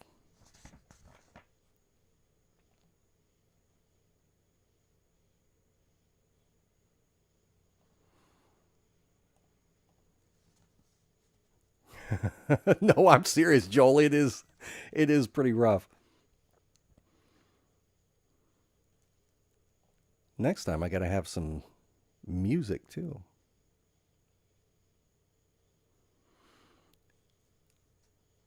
All right. We are going to, I'm not getting any more yet from Roosevelt Media, so we are going to skip forward. Lewis, so what do you guys want to do here? Lewis says he's ready to solve. Do we want to let any of the contestants solve after the last player has had a turn? Or do we want to do it in order? You tell me the way you want to do it. I think I know what Lewis's vote will be. I think Lewis is going to vote to solve now. Oh, Steven's ready too. So Steven's ahead of Lewis. So let's do it in order. Let's go to, first of all, John Bolton. John Bolton, I'm going to give you 15 seconds. John Bolton. 15 seconds.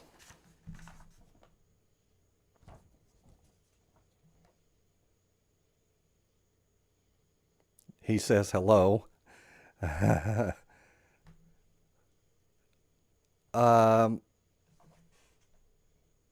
Good guess, but no.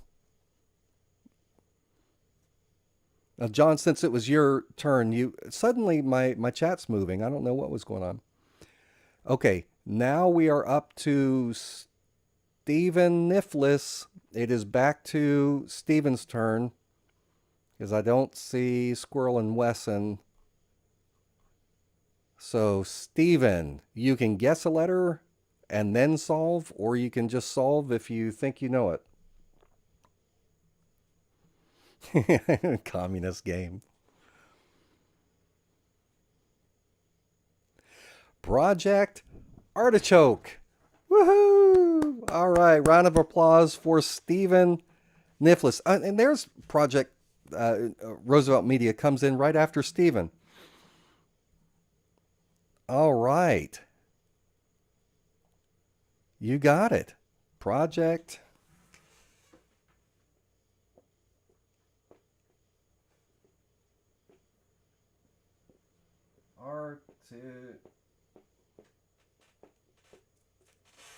Project Artichoke. It's a crazy one. Has anyone heard of Project Artichoke? This was back in the 1950s, early 50s. There was something called Project Artichoke. And this is a program by the CIA.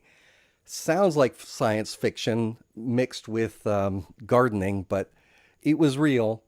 This was the predecessor to the MK Ultra program. The whole idea was to figure out if they could control a person's mind to the point where that person would do things that were completely against their conscious will. Even as extreme as killing someone. Could they get someone to kill someone against their will? So they used drugs like LSD. They used hypnosis. They used sleep deprivation. They even forced drug addiction and used withdrawal just so they could see what people would do to resist. Where was the line of the ability to resist? And most of the time, the people being experimented on, they didn't even know what was happening to them. Some of these people were prisoners. There were mental patients. They even did it to CIA employees. Now, what's really unsettling about these tests is they weren't just happening in the United States. They set up secret sites across the world. They set them up in Asia, in Europe, to test this stuff. Eventually, Project Artichoke got folded into the more notorious and more well-known MK Ultra program. But a lot of the ideas started here.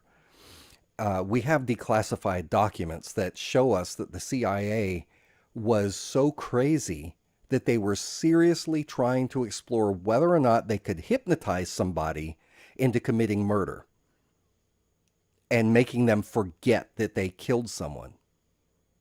So this was not just about studying the mind. They were trying to break people's minds. Crazy stuff. Crazy stuff.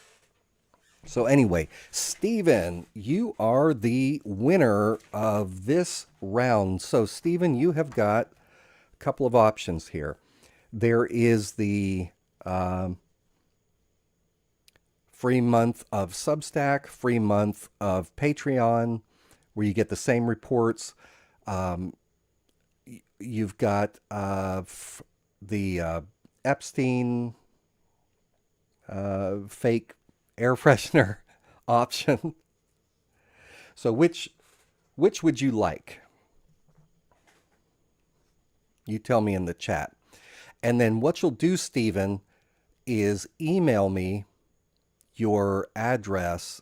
In fact, I think I may have your address, but email me again, jake@blackstoneintel.com. Let's all raise our glasses to Stephen. Stephen says he'll take the free month of Patreon.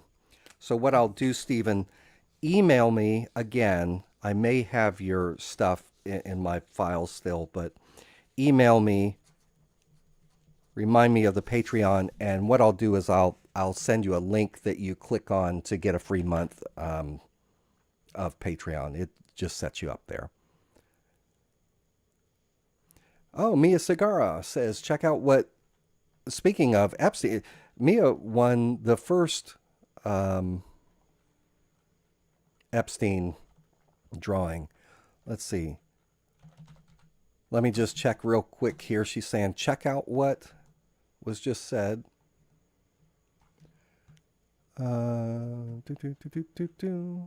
Epstein's, what was it, Mia? Where's a good place to look? Check out what Epstein's niece just revealed. Epstein's niece.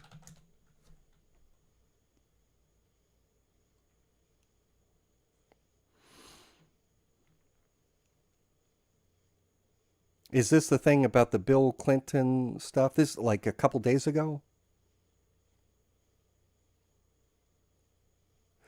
If oh yeah, okay. No, that's okay, Mia. I'll check it out because I've got some links here to stuff from like the last 3 to 4 days. Hey, you stick around this show and you're going to find out if I'm CIA. By the end of this show, you will find out. You will find out. I've got a surprise. Project Hold My Beer. All right. So Mia, and Mia also, I think that if you want that Epstein thing, you got to make sure and email me at jake@blackstoneintel.com. I haven't seen an email from you, I don't think, because I don't know your address. If you want it, of course, don't have to. But yeah, maybe I should do a Blackstone report on that stuff. Sounds like a good juicy topic. All right, let's move on. We are going to do a Blackstone movie review. Let me move this back some.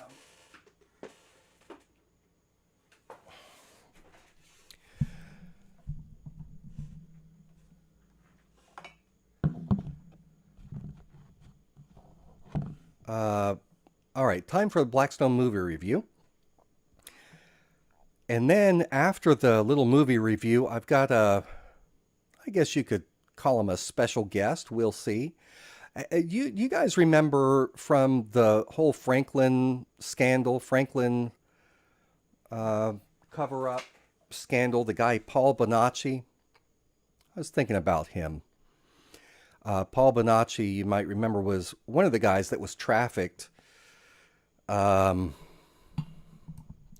powerful people, but he had multiple personalities that split as a result of him trying to deal with the abuse, the ritualistic abuse that he was being subjected to. Yeah, he was basically a Swamp Light says male prostitute. He was basically turned into a male prostitute and pimped out.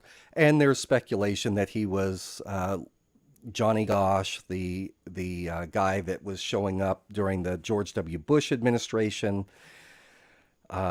had no press credentials, but was showing up in the press pool and coming in for late night visits and stuff. And so there was speculation that he's MK Ultra victim and that he that Johnny Gosh was this guy Paul Bonacci. But anyway, and not him. Who was it? Who was the other? Who was the kid that was kidnapped? Johnny Gosh, and I'm conflating them. It's not Paul Bonacci. It was Johnny Gosh, and I can't remember the other name right now. I did a couple Blackstone episodes on it years ago. I can't remember the name. I'm just so excited to do this to do this thing. So anyway, I'm going to show you here. We've got the Blackstone popcorn bucket. What do you think tonight's movie review is going to be about? Here we go.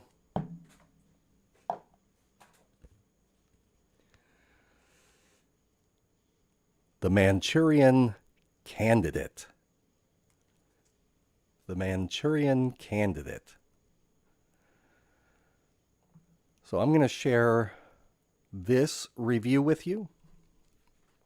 And then after that review, we'll do something else. Today's Blackstone Intel movie review is The Manchurian Candidate from 1962. This is John Frankenheimer's paranoid fever dream that he dressed up in Cold War tuxedo formal wear. It hits harder today than it probably did even back in the shadow of Khrushchev. The film is a razor-sharp political thriller.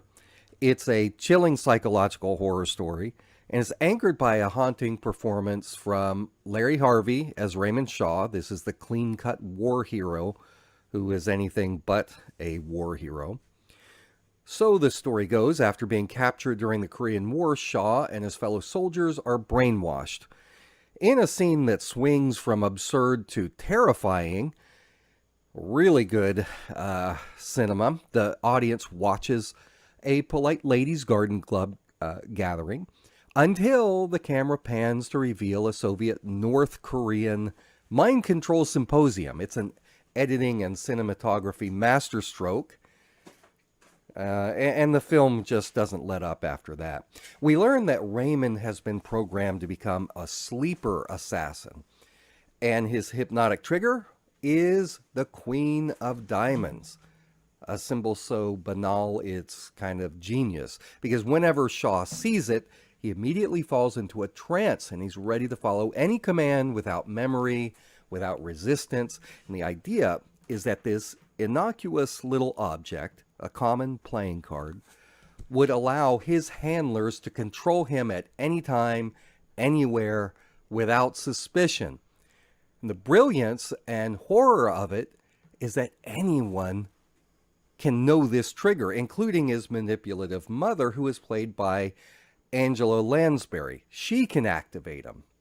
So if Norman Bates' mother had run for Congress, it would be someone like this. She's cold, she's cunning, utterly believable in her role as this ambitious puppeteer who's pulling the strings between her son's dead-eyed exterior.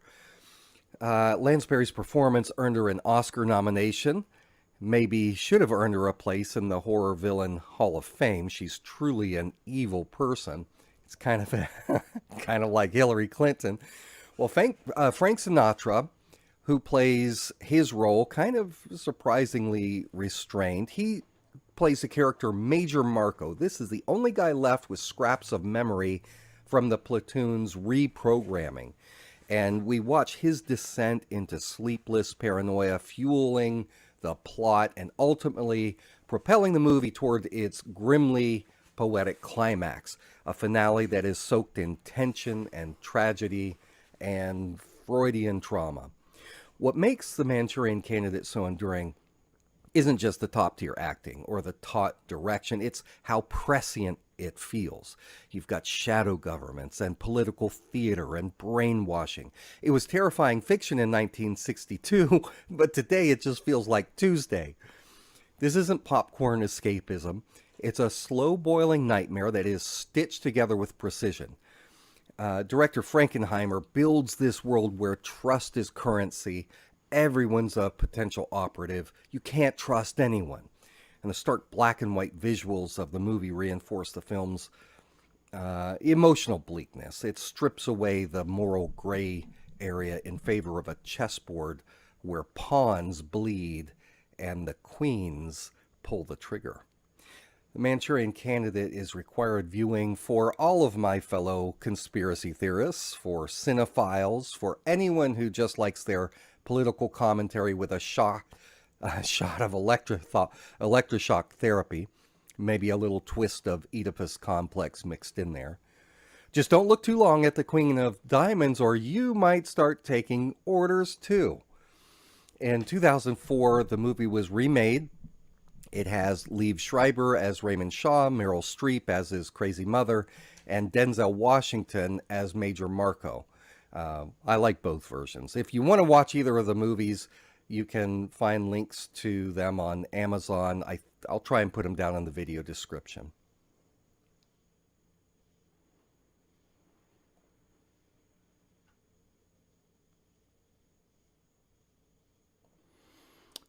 I can understand you might be slightly confused. Allow me to formally introduce myself to you. I am Professor Jacob von Blackstone. I'm a former psychological operations specialist, longtime instructor for the CIA. Though in the mundane daylight hours, you know me by the name I've been using for years now on YouTube, Jake Morphonios. You have no idea how long it took me to figure out how to pronounce that name. There weren't many people in the United States with that last name, so it was an easy one to choose. I use the name to shield my true identity.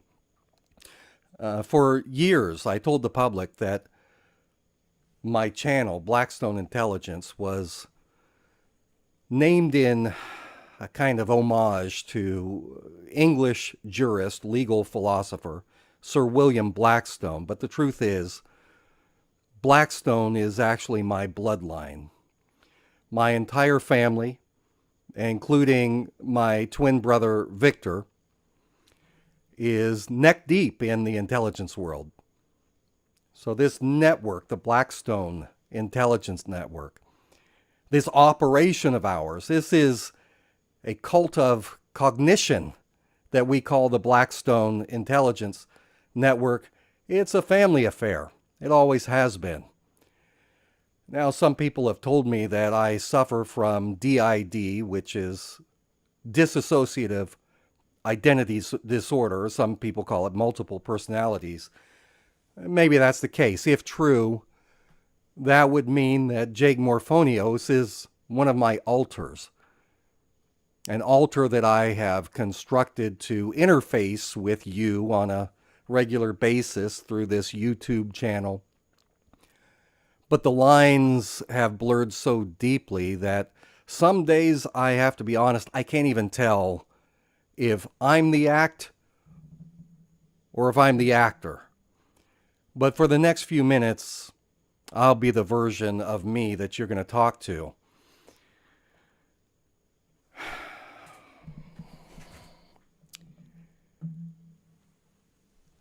Let's talk about sex. That's right, I said it. Sex appeal.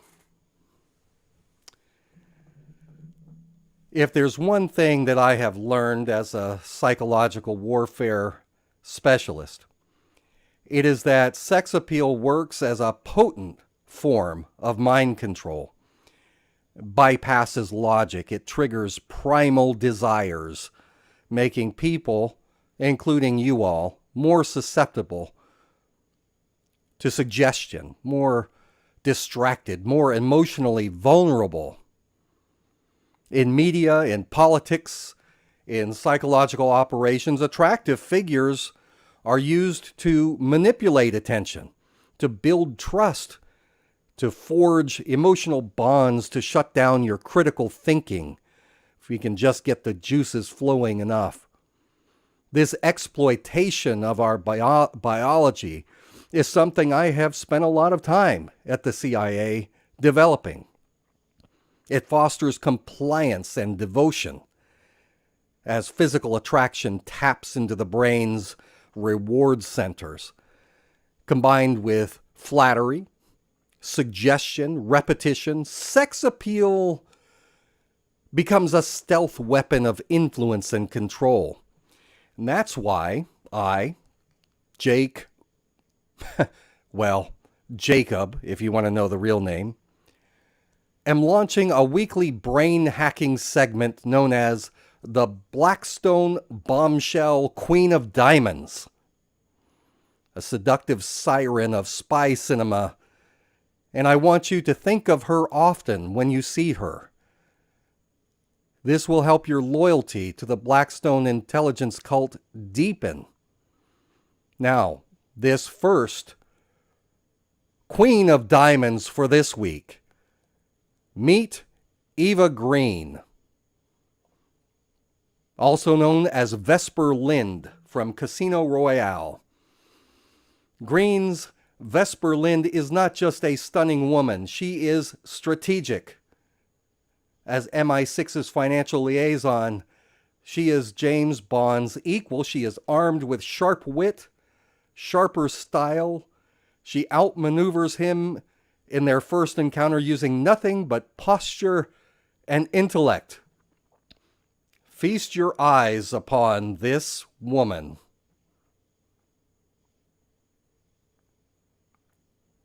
Imbibe what we are presenting you. Her eyes are always calculating. Her smiles are weapons-grade charm. She's not set dressing. She's her own mission. She navigates loyalty, guilt, deception like a moral double agent. Her beauty distracts, but misdirection is her true game. That's right. Look. She doesn't just break Bond's heart, she reprograms it, just as your heart is being reprogrammed. She is spycraft in silk, proof that betrayal and brilliance are the sexiest weapons that we have in our arsenal within the intelligence community. Now that I have put you in the proper frame of mind, we shall now induct you all into the cult of Blackstone. All of you out there, within the sound of my voice, behold, wherever you are, I want you to assume the super secret Blackstone hand sign. You make the Blackstone hand sign by taking 3 fingers on the left hand, putting it up to your left temple. You take the 3 fingers on the right hand. You hold it up to the square. Repeat after me. I solemnly swear to trust no one and to suggest nothing to anyone but that which I am told by Blackstone intelligence. I will question everything else. I will resist the mobs of group-thinking mental midgets who sacrifice their brains on the altar of intellectual conformity. I proclaim my defiance for all to see with the sacred mark of 333. So help me, Blackstone. Now, raise your Kool-Aid and drink deeply as a sign of your devotion to the cult of Blackstone.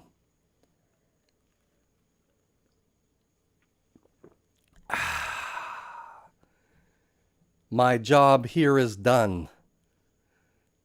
Now, you shall watch a 5-minute clip from Jake's Las Vegas investigation. This clip includes a conversation with a woman named Renee Downs. This is a woman who was located 1 mile down the road from the Mandalay Bay, sitting in the lobby of the Bellagio at the time of the Las Vegas shooting. Miss Downs discusses the shooting that took place at the Bellagio. Give your attention to the following video.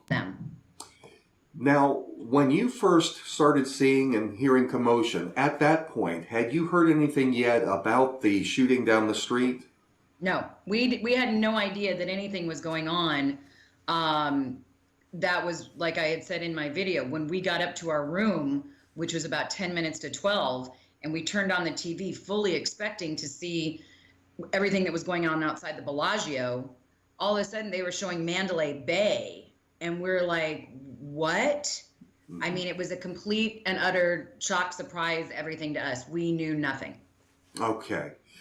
So we've got you there. You're at the lounge. You're both seated across from one another at the table. And for folks who have seen your video, you can see the front entrance or the doors there from where you were sitting, a clear view.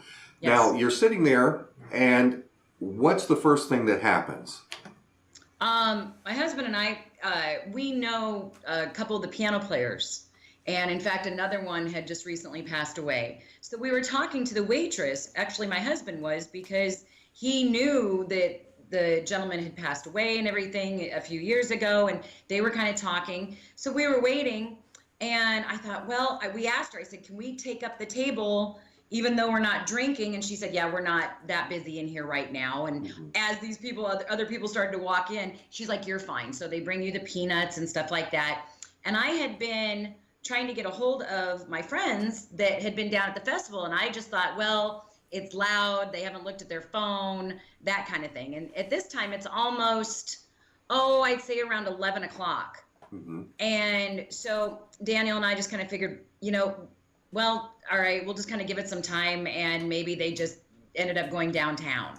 So like I said, it's right around 11 o'clock-ish. Okay. And what happens first? Do you hear sounds? Do you see something? What's the first thing that you notice? The first thing that we noticed was it sounded like towards the front of the doors that there was like a fight. Like two guys were going to get into a fight. It got real loud. And, like if a couple people go to get in a fight, like a crowd kind of goes around them and then it starts to move. Right. Well, it started that way and immediately escalated to just all this stampede of people. And at the same time, when that running started, we heard the bang, bang, bang, bang, bang, bang, like that. The pop, pop, pop, pop, pop, pop, pop. Which I can only best describe it as like if you take a board and drop it, it's that kind of smacking sound. And we're thinking somewhere 15, 25 shots. So this was very loud. Can you rule out that these were not shots that you heard coming down the street from the concert? The shots at the concert, we came to find out that all ended around 10:30. This was happening around 11:15.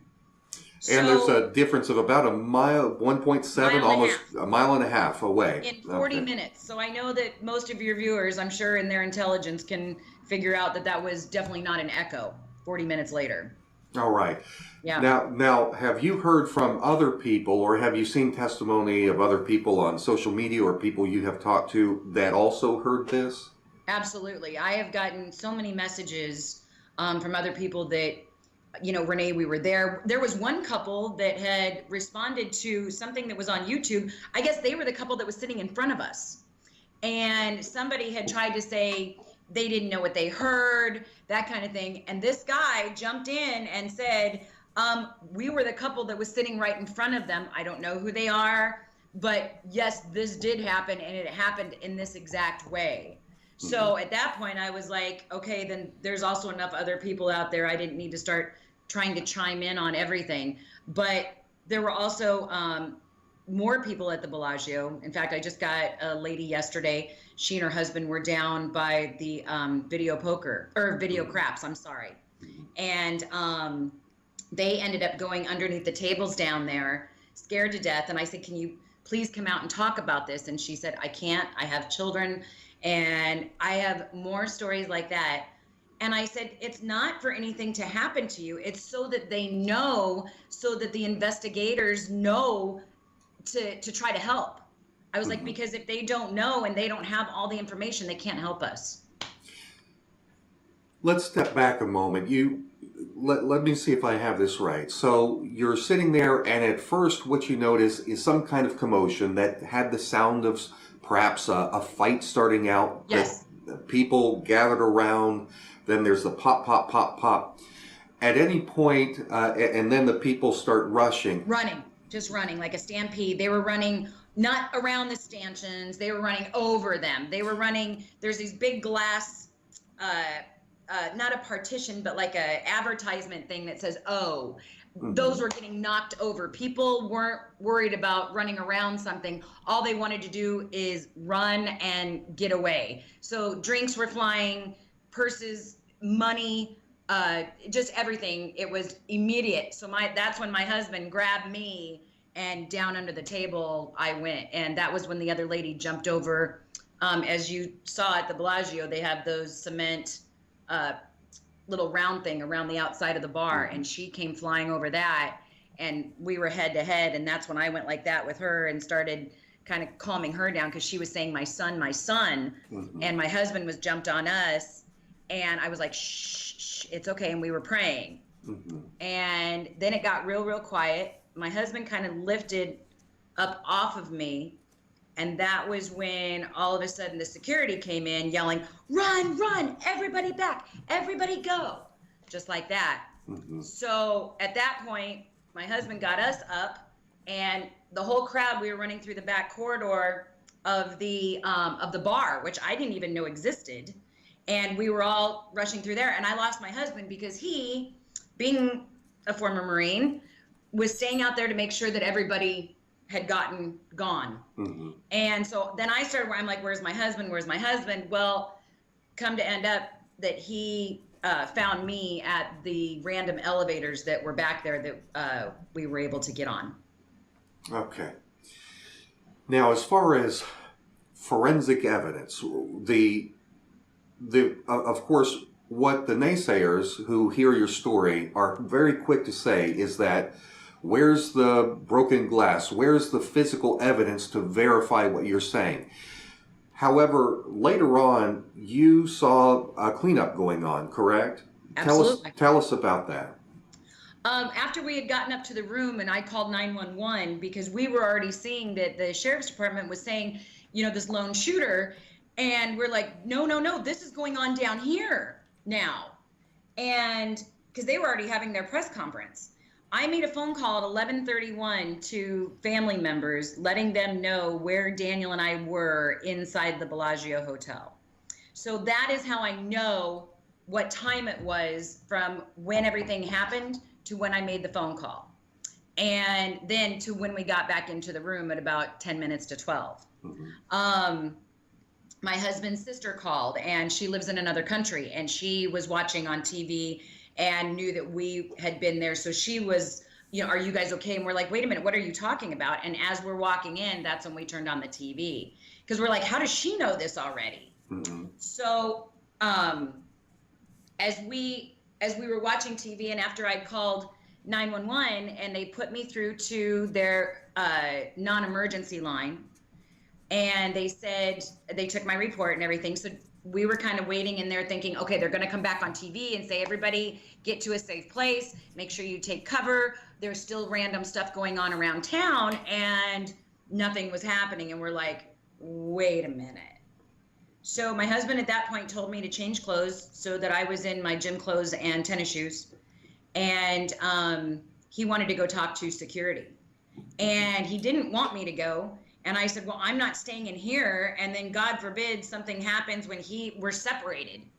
And so I went with him. And that's why, like I said, I put on my shoes to run if we had to run. We didn't know if there was still somebody in the hotel, what was going on. And he was still kind of leading the way at that point. We go downstairs, and I figured, well, at this point, if something is going to happen or if somebody's coming at us, I'm going to try to get something.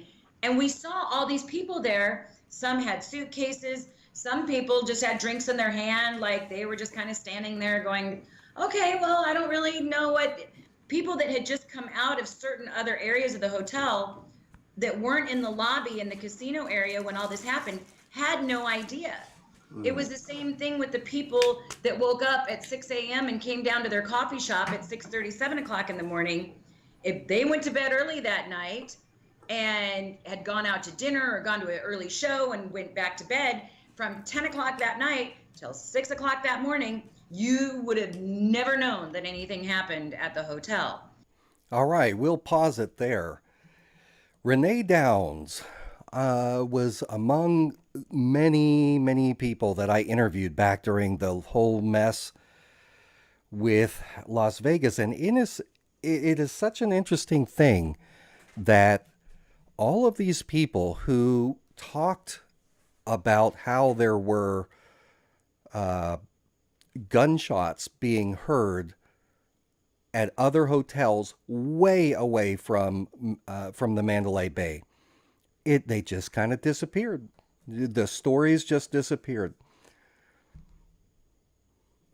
Very, very unusual, isn't it? How within just hours after the shooting took place, the federal government had put a stranglehold on the media and had completely taken over the official narrative. And then they went around sweeping up a lot of us that were out there saying, no, no, no, no, there's more to the story, including whether or not these other shooters were involved in killing anyone, if they were using blanks, if they were firing into the air, if they were just there to cause panic up and down the strip, all kinds of stuff. They started coming after us to shut us up. And that was when I got myself into so much trouble in the beginning, because my position from my very first video, like literally before the official story had come out, this was before they even knew Stephen Paddock was up there. I had come out with a video based on police scanner audio that they were looking for multiple shooters. Multiple shooters. There's the LVMPD police scanner audio. I've still got it. You can hear them saying it. You can hear them saying it in videos that I had put up previously of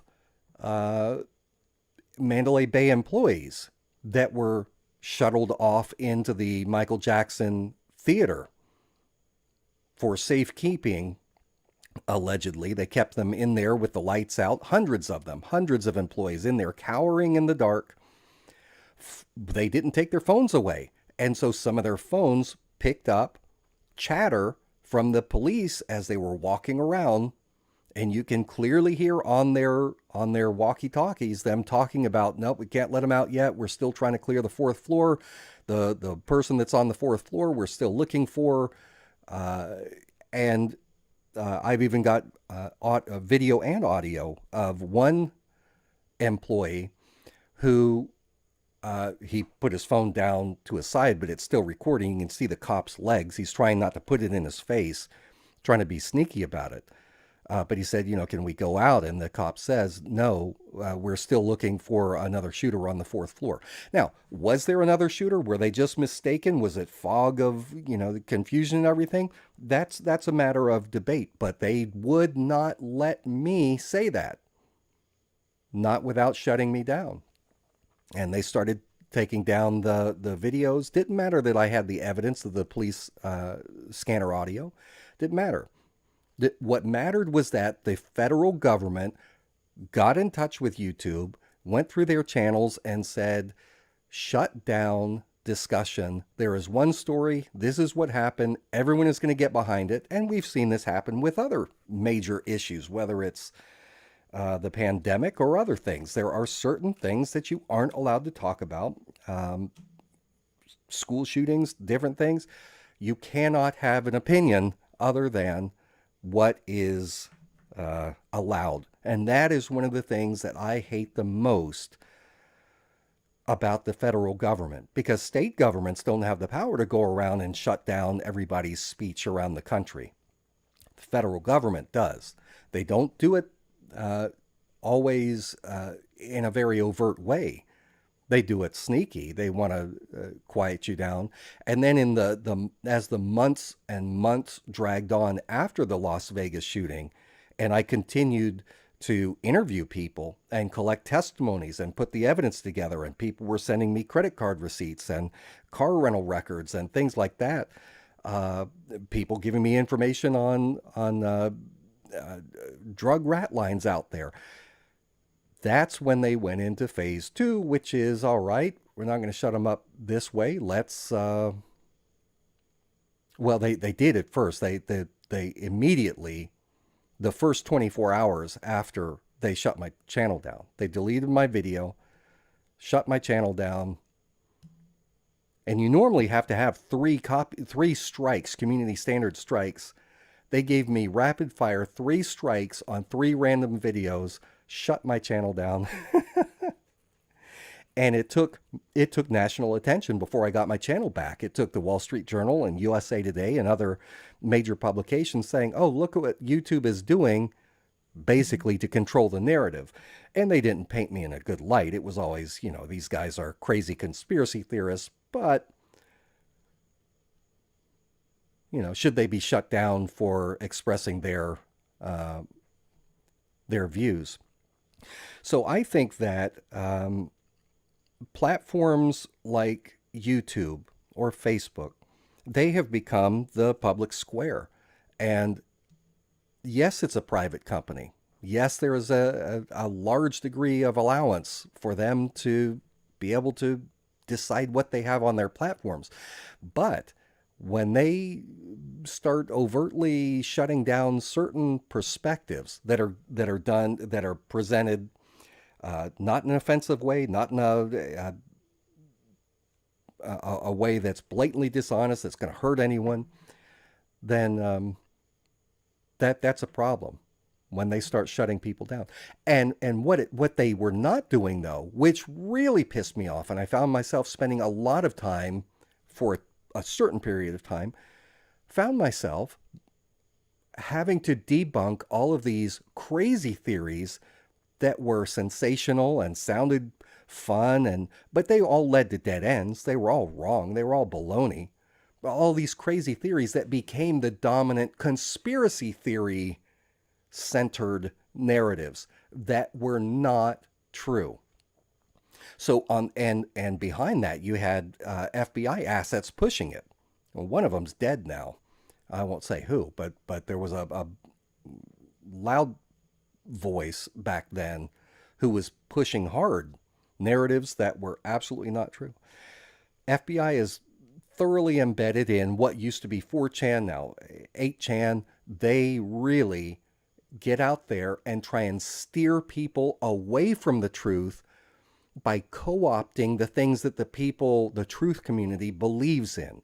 And so early on, we saw things like, they took child sex trafficking issues and they steered it into becoming this crazy, the whole Comet ping pong stuff went berserk, despite there having an underlying degree of truth to elite pedophile rings operating in Washington, D.C. And then you had the rise of QAnon. Just trust the plan. Where we go one, we go all. Listen, just follow the breadcrumbs. Trust us, man. When the whole time it was being influenced by, started out, it was FBI. There were FBI agents pushing a lot of this stuff on 4chan and 8chan and 8kun.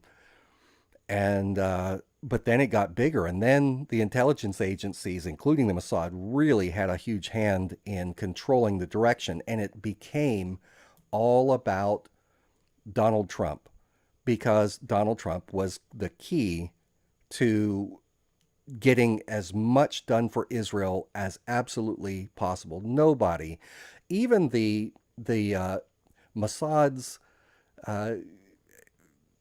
Joe Biden, they love Joe Biden, but not as much as they love someone like Donald Trump.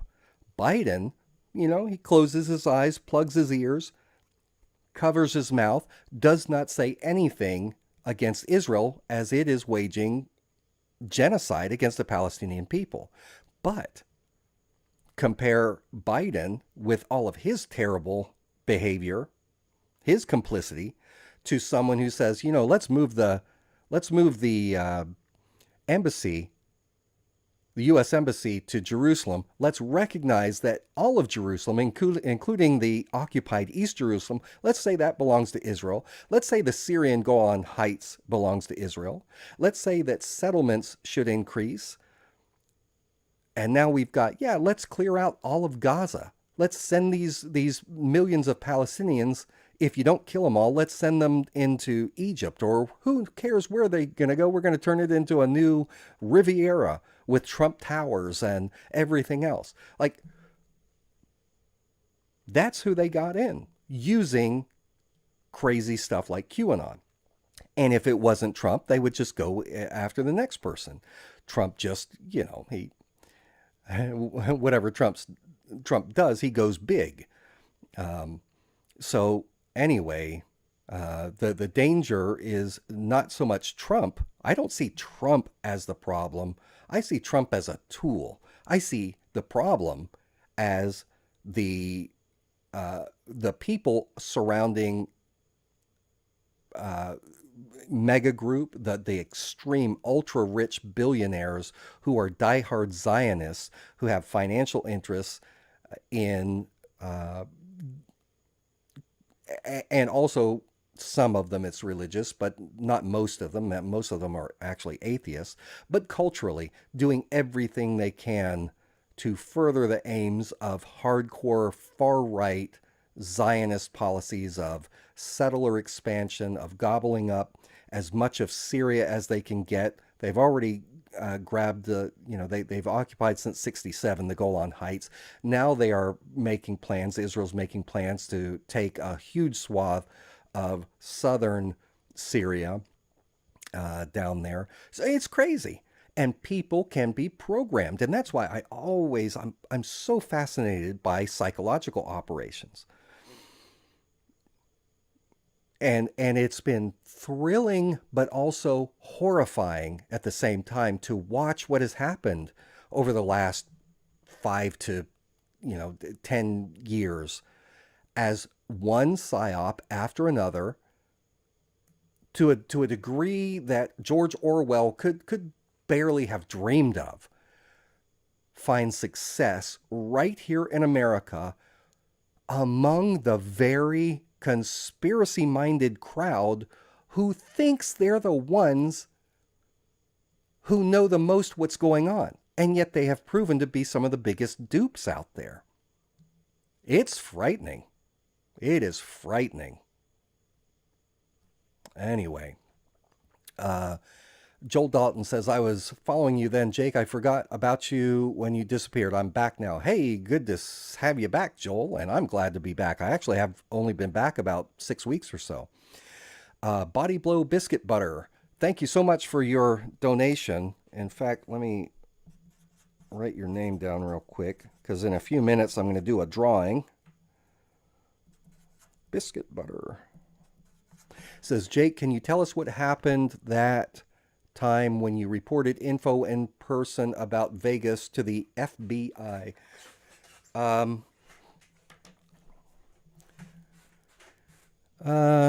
Give me a second here.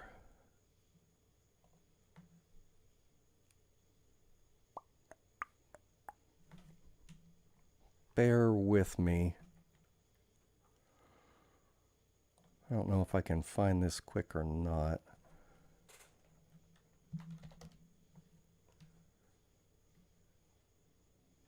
By the way, here in just a few minutes, I am going to do the drawing for the Blackstone cap. Anybody who has donated $5 or more, you'll be added in. I would love to see more of you become channel members by following that channel join link. Let me grab that for you again real quick. Any little bit helps, but those that are, can chip in like $5 a month or something, that's hugely helpful.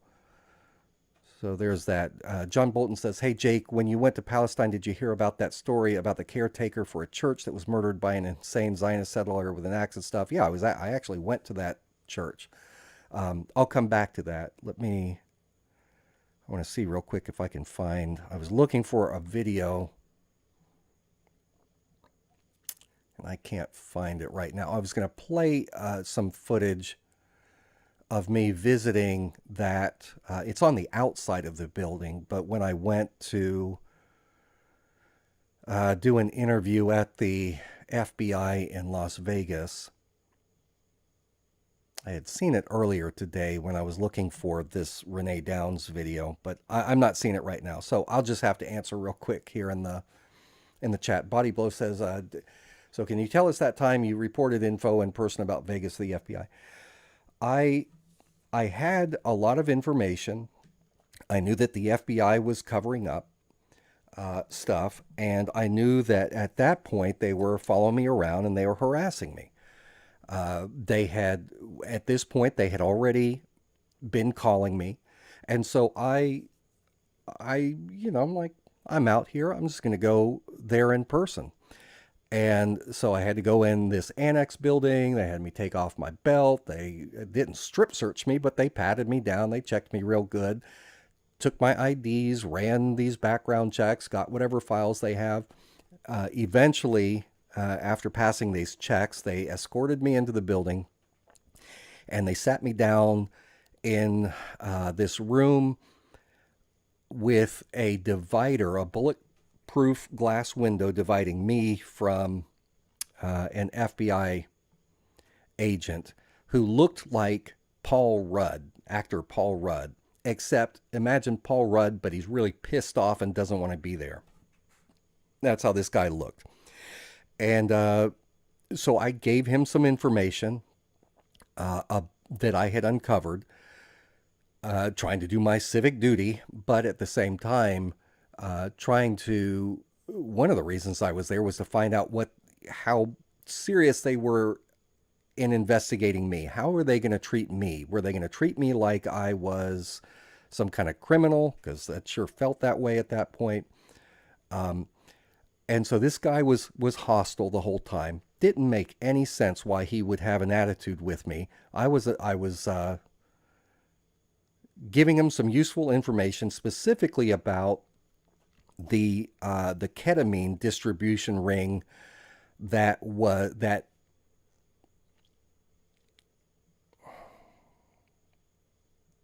me be careful with what I say.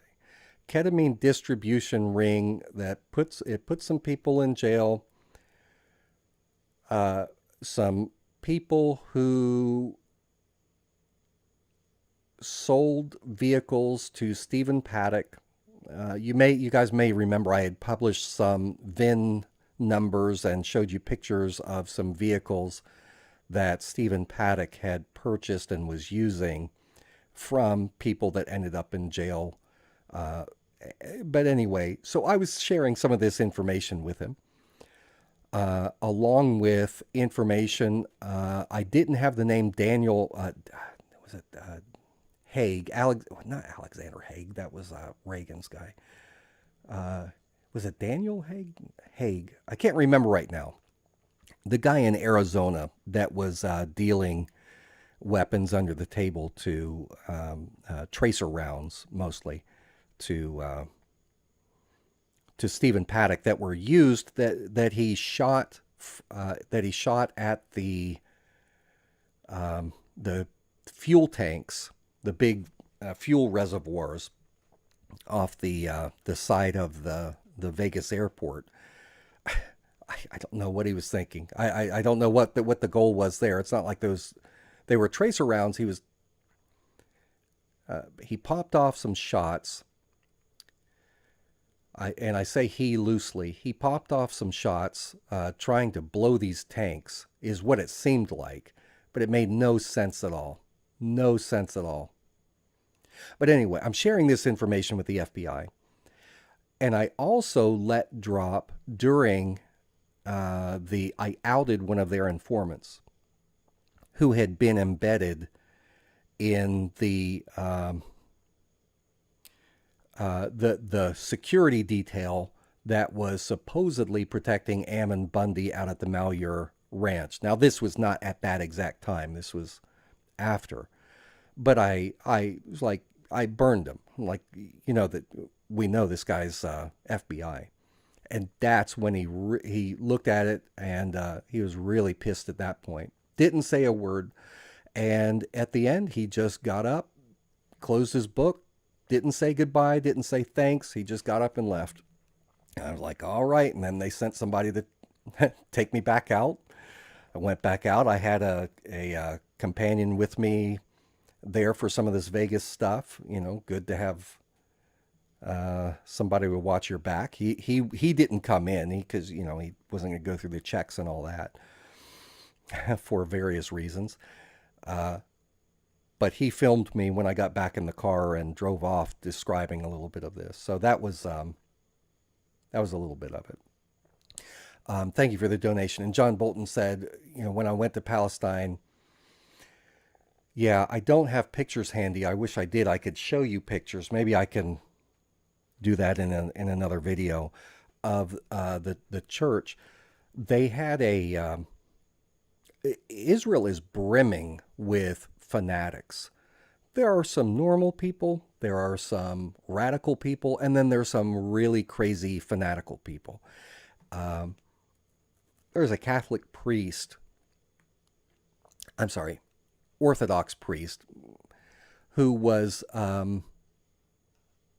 caring for a church there. Very, very old, hundreds and hundreds of years old.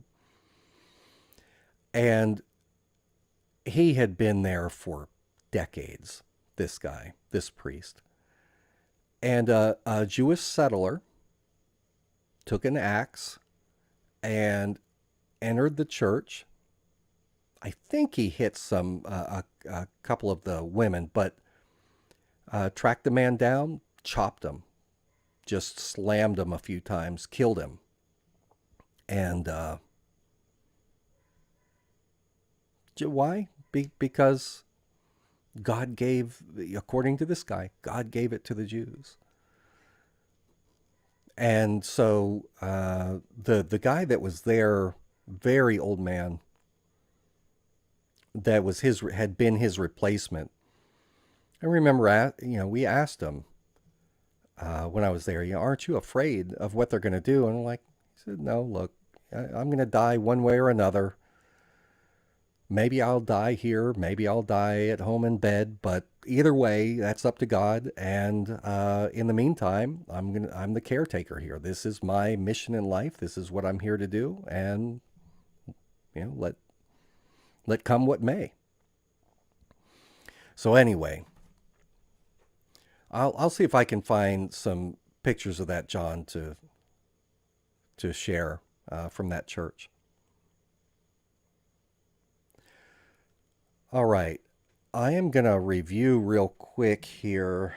I'm going to do one last 2-minute truth train to allow anyone who wants to get any of these $1 super chats in, and then we will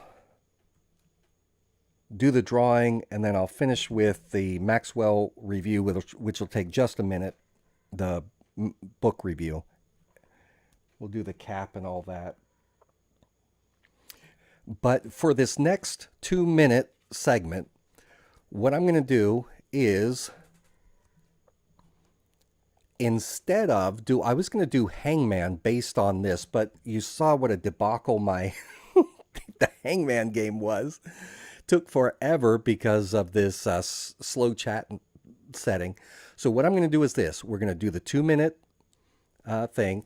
Anyone who has not already donated, if you donate $1 or more, then I will add your name to a slip of paper.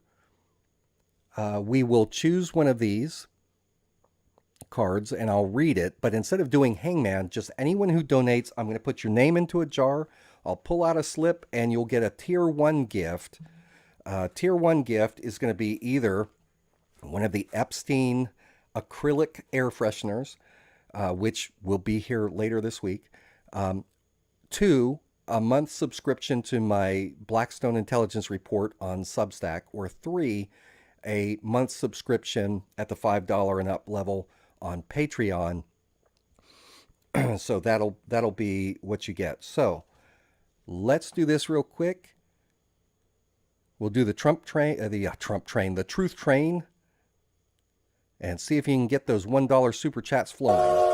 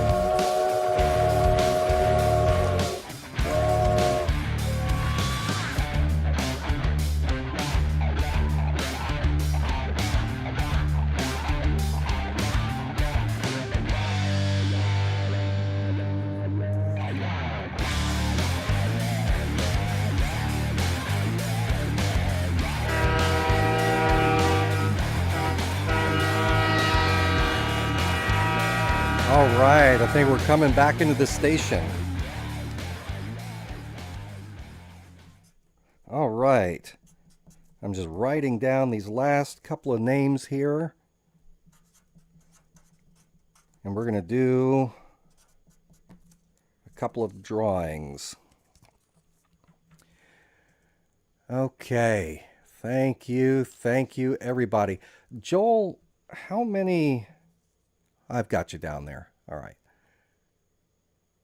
All right, so I'm going to show off the names. If I am missing anybody, you got to tell me, okay? And your names are going to go into the biohazard jar.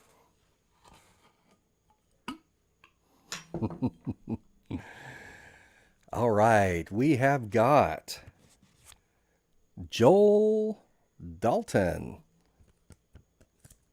And if you've got an asterisk next to your name, that's because you're also going to be in the drawing for the cap later. Joel Dalton. Riley. Thank you, Riley. Stephen.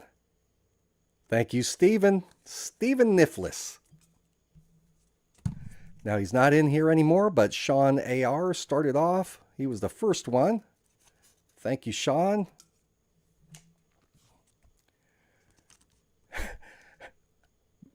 Bobbit, Bobit, B-Hobbit. Trust me, with a name like Morphonios, you know how many times I have had to correct the pronunciation of my name. And in the end, if I draw your name and you're like, no, let someone else get it, you can tell me, but I'm going to put everybody's name in. John Bolton. John Bolton has been rocking it tonight with the super chats. I love you, brother. Thank you so much. Body Blow. Biscuit something. I forgot what it was. Biscuit. Body Blow. Biscuit. So many words we could put in there. Anyway, thank you. I got you. Got you in there. Then we have got Squirrel and Wesson, who called it a night a little bit earlier, but we'll put him in there. Mia Segarra. Got you in there. Whoops, I wrote on my finger. All right, Mia. And then we also have Roosevelt Media. And Mia says, I still wear my John Bolton t-shirt I bought from Jake. Smash the stash. That's so funny. I figured those old things would have worn out by now. Body Blow Biscuit Butter. That's the word I forgot, was the butter. And Roosevelt Media, I am going to put you in here as well. Oh, you know what? I'm going to put an asterisk next to your name because you've given like a bunch. Roosevelt Media. All right. And then we have Sparrow. Thank you, Sparrow. And then we have Lewis from earlier. And John Bolton says, my mom hates my shirt. Have I missed anyone? Does anyone know of any that I have missed? Speak now. Let me know in the chat.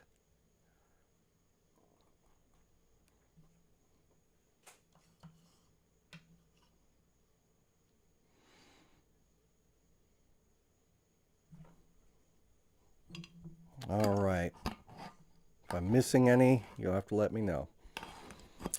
All right, so this first drawing is going to be for the Tier 1 gift of either an Epstein fake air freshener, a month of at the $5 level, which is a field operative for either Patreon or for Substack. Okay.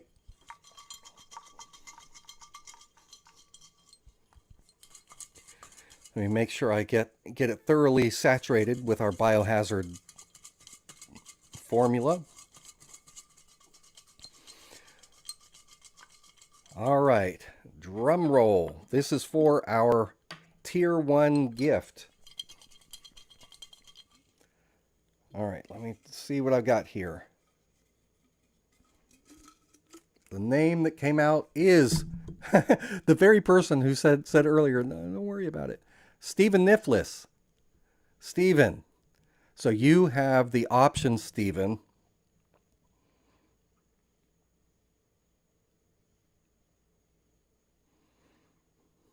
You can either tell me, I may be misconstruing what you were saying earlier. You may have been talking to somebody else. So you can either get the, that's crazy. Stephen won earlier. That's so crazy. All right, Stephen. I swear I didn't plan that. So Stephen won the Patreon earlier. Man, somebody take that guy to Vegas. All right, I'm gonna set Stephen aside. Stephen, if you want a second thing, let me know. I know it's totally rigged. Stephen rigged the 2020 election. Everyone knows it. All right, I'm gonna choose someone else here as the second for this same one, for the Tier 1. All right. Okay. Here we go. All right, I am pulling out the name Squirrel and Wesson. Now, Squirrel and Wesson is not in the chat right now, so I'm going to take him out. And Squirrel and Wesson, if you see this, you're welcome to, if you want one of those gifts, just email me, jake@blackstoneintel.com. But I'm going to draw again to make sure we get somebody who's in the show right now. So Stephen and Squirrel and Wesson, you can both have a one of those gifts. You just email me at jake@blackstoneintel.com and let me know which one. All right. I'm not looking.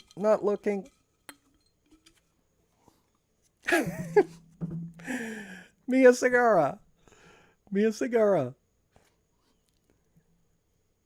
So Mia, same with you, Mia. What I will do, when you email me your address for that Epstein thing, tell me in there if you want either a free month of Patreon or Substack, and I'll add that in, okay? I'll add that in. I'm going to draw another one, guys. I'm going to draw one more, because it's like the same people winning over and over. I know, let all the moderators win. It's definitely rigged. All right. I'm not looking. First one that I touch is, somebody put this one back. This is wrong. Joel Dalton. All right, Joel. So you're the winner that I'll stop at. So here's what you do, Joel. You can email me at jake@blackstoneintel.com. Let me know your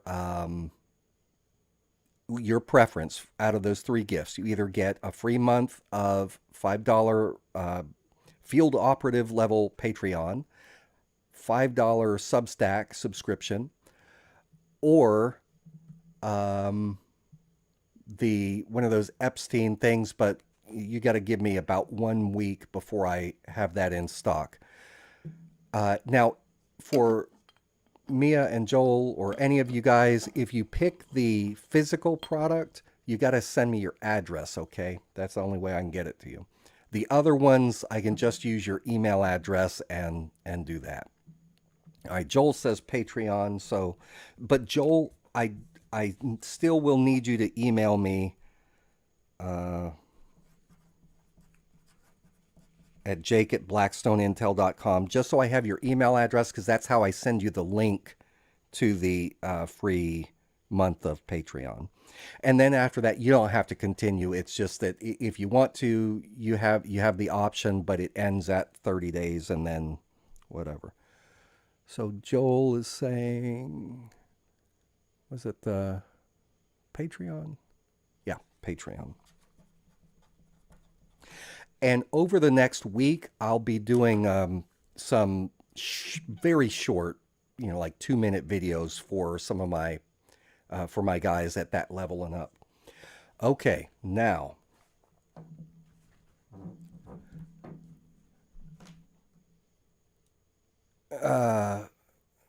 is Dirt Nap causing trouble? I don't even know what he's talking about.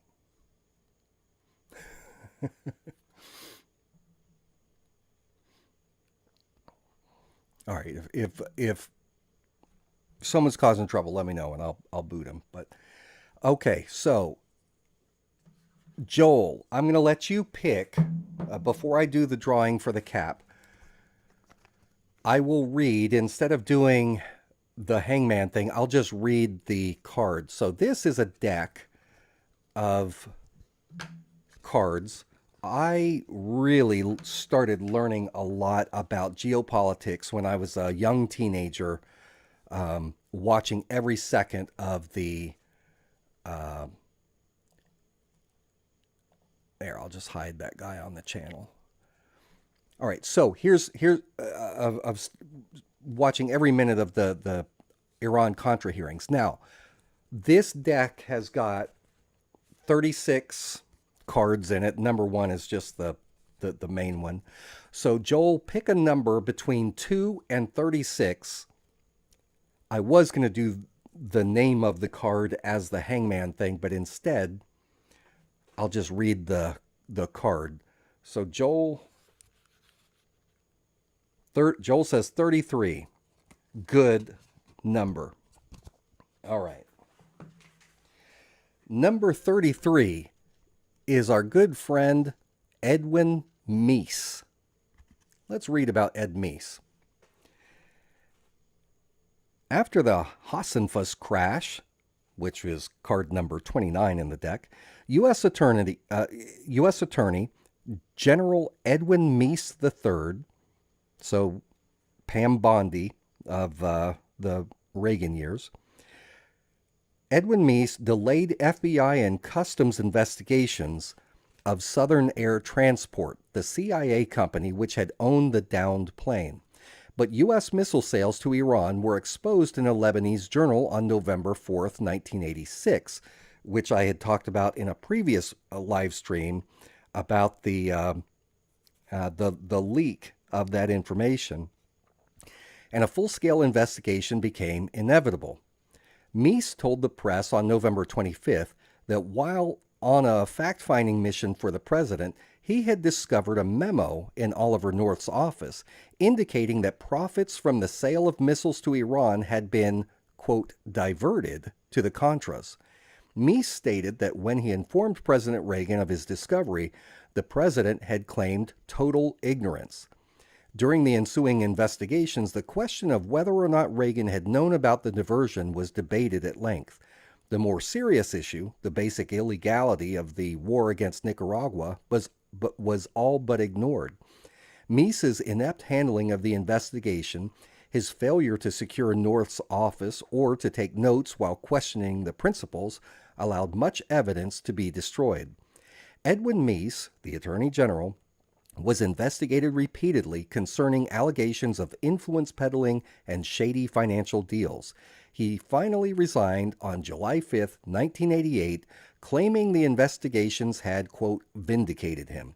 Subsequent publication of the special prosecutor's report indicated, however, that Meese may well have committed criminal acts.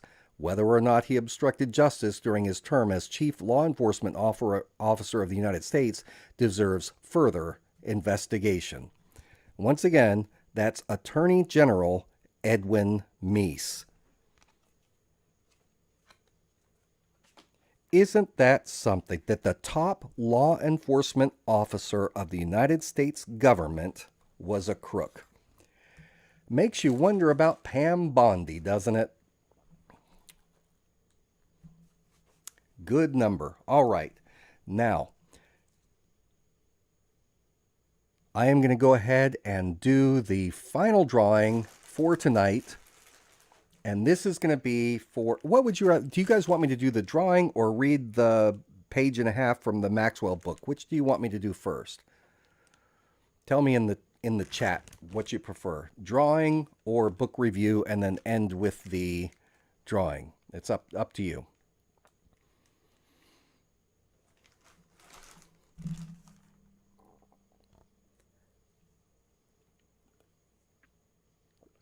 All right. Okay. Multiple people saying do the book first. Okay. This is The Assassination of Robert Maxwell, Israel's Super Spy. From the back cover. This is the last great untold story of the larger-than-life figure that was Robert Maxwell. Here, for the first time, are explosive revelations about Maxwell's links to global organized crime. Drawing on private interviews with senior intelligence officers and other integral players, Gordon Thomas and Martin Dillon are able to reveal how Mossad approached Maxwell, a dedicated Jew, and asked him to work with them. They recount how the billionaire tycoon accessed the White House, 10 Downing Street, and the Kremlin to obtain knowledge of highly guarded secrets for Israel. The authors also provide exclusive details regarding his global marketing of intelligence software containing a secret trap door. All right. Oh, thank you so much, Mia, for that. And while I read the last page, if anyone wants a last-minute entry into the drawing for the Blackstone cap, mine's dirty, then now's the time to get it in. $5 or more gets you a ticket to the drawing. So I read this book years ago and really enjoyed it. Just to summarize, yeah, he was a super spy. He worked every side, every angle. He was basically selling everybody out to everybody, whoever the highest bidder was. Sure, he was loyal to Israel, but if someone else like the CIA or the Russian intelligence was, or even the MI6, anyone who offered him perks or money or whatever, he'd go where the money was. He ended up getting himself in huge trouble. He got himself into all kinds of financial stress. It looked like he was getting ready to go under. And the Israeli Mossad knew this guy has got too many secrets. He knows too much. It's time to go. And so the Lady Ghislaine was his yacht, which he had bought from one of the Khashoggis, who is the, also it was a Khashoggi that Trump bought his yacht from. But anyway, while he's out at sea, near the end, he made a threat. He had basically threatened the Mossad that if they didn't meet his financial debts that he had that were coming up for payment, that he was going to have to go and share some knowledge with others that the Mossad would not like. And that's why they were like, okay, got to kill him. So he went out. He was out in the middle of the night, or actually early morning hours. He disappeared off the boat, and they had to go searching for him, eventually found his body. Autopsy suggested there could have been foul play. Lots of things suggested foul play. So I'm going to read you just a quick excerpt here. This is after the children fly in, and they've got to do a press conference. And this is talking about some of them.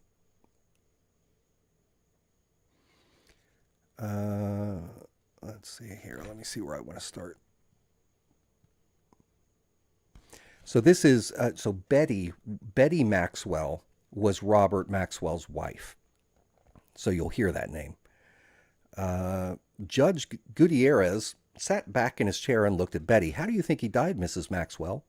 Once more, Betty was nonplussed. She had been told Maxwell died from a heart attack and fell over the rail. She had been told there would be an autopsy. How could she prejudge the outcome of that? She shook her head. She said she had no idea how her husband died. The judge nodded as if this were the answer he expected. Back on board the Lady Ghislaine, Betty found that her youngest daughter, after whom the yacht was named, had arrived in the Gulf Stream. It had been piloted from London by Brian Hull, his second round trip in 24 hours. Hull had a message from Kevin. He was to collect all Maxwell's papers and return with them to London. Betty and Ghislaine sat alone in the stateroom, deciding what Ghislaine's role would be. Her daughter was a charismatic figure, ideal for dealing with the press. The yacht had now returned to Santa Cruz, and the quayside was filled with journalists. Ghislaine should be the one to tell them that all efforts were being made to complete, quote, formalities on the island. Ghislaine would then answer questions. In the meantime, Betty decided it was time to interview Rankin again, this time in the presence of Clavier, or Claveri. The place to do it would be in the dining room. It had been agreed Philip would not be present. Betty and Clavieri sat on one side of the table opposite Rankin. Betty wasted no time on small talk. Her first question set the tone of others to follow. And this is about like the yacht's captain and some of the staff. She asked, "Why did you wait so long to start the search? I've told you, Mrs. Maxwell, the moment I saw he was not in his cabin, I had the boat searched. Having established he was not on board, I raised the alarm with the appropriate authorities. The chef, Mr. Keating, has said he had been up at 4:25 a.m. and then again at 6 a.m. Why was that?" Betty asked. "The first time he may have gone to the kitchen for a drink. He would be up at 6 to get breakfast ready." "And you reached the bridge at 6:30 a.m.?" Betty asked. "Yes." Claveri now spoke. "So we have this. The engineer saw Mr. Maxwell at 4:25 a.m. The chef was up soon afterwards and then again at 6 a.m. You were on the bridge at 6:30. So sometime in a 2-hour gap, Mr. Maxwell vanished. Have you any idea at all, how that could have happened?" Rankin shook his head. He had no answer. "What mood was my husband in?" Betty resumed. "When I last saw him, he was in a good mood." "So he didn't look or sound suicidal?" "No, Mrs. Maxwell, he did not." Her questions continued. Later she remembered that she had asked, "What did he eat? What had they talked about? Who phoned him last night and when?"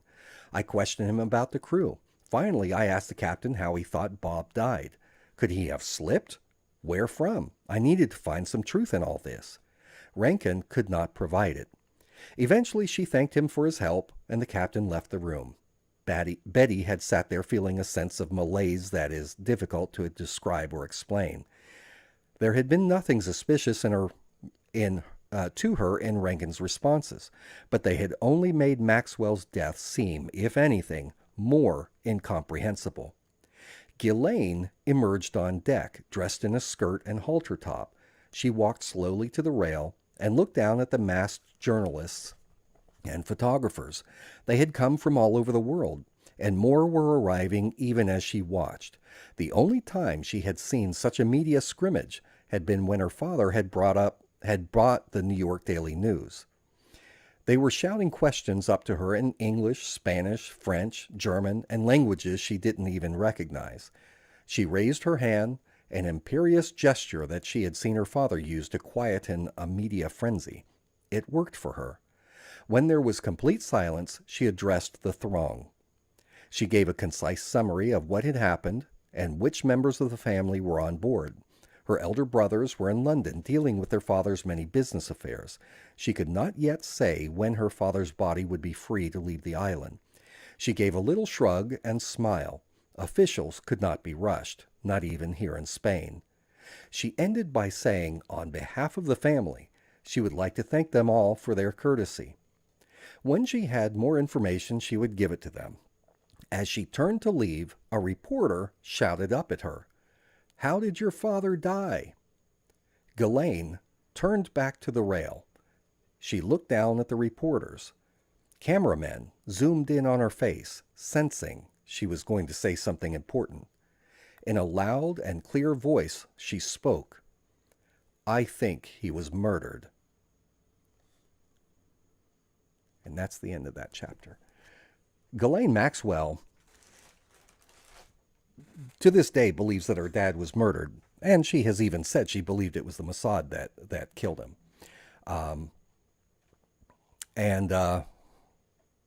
She also does not believe that Epstein just happened to die. She believed he was murdered as well. And that's why, among other reasons, that's why she is going to sing like a canary, only to the extent that, one, it doesn't get her killed by saying the wrong things, and two, only to the extent that it's to her personal benefit. She's not going to say anything about anyone that's not going to somehow get her sentence commuted or her promised some kind of get out of jail free card from Trump in exchange for whatever. So Israel used Robert Maxwell, and other states used Robert Maxwell. But the Mossad is really the one that played the major role. And I read in there about how the information was leaked. Well, it was Robert Maxwell's handler that leaked the information. And Robert Maxwell's handler, who I talked about in the previous live stream, he's the one who has said unequivocally Jeff Epstein was a Mossad asset, not a Mossad agent, but an asset of the Mossad. And he said that because this handler is the one who recruited Ghislaine and taught her how to use Epstein in this whole mess. Is he lying? Don't know. But who would make such a claim? And remember, this guy is not just some random whatever. This guy is big time. Huge, big time. All right. So we are going to go ahead and do this final drawing. And I don't think that I had that donation from Mia. All right. And then, so what I'm going to do here is take all of the names. I'm going to put it in this jar this time.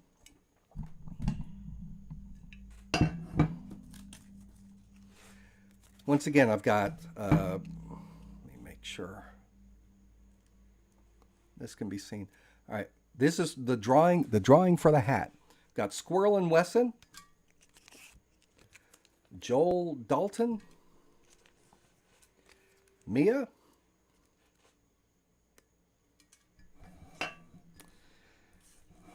Stephen,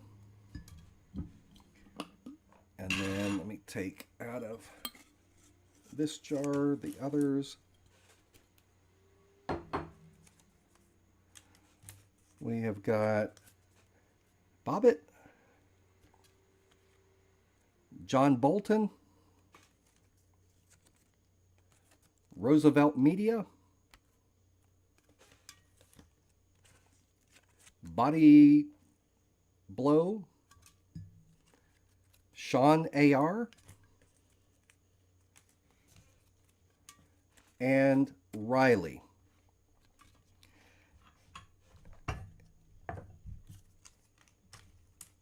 Unless I am mistaken, that is, here's the lid. Unless I'm mistaken, that is everybody that donated $5 or more during the stream. If I'm missing anyone, speak now or forever hold your peace. I'm going to give it just 15, 20 seconds here, and then we're going to draw the winner of the cap.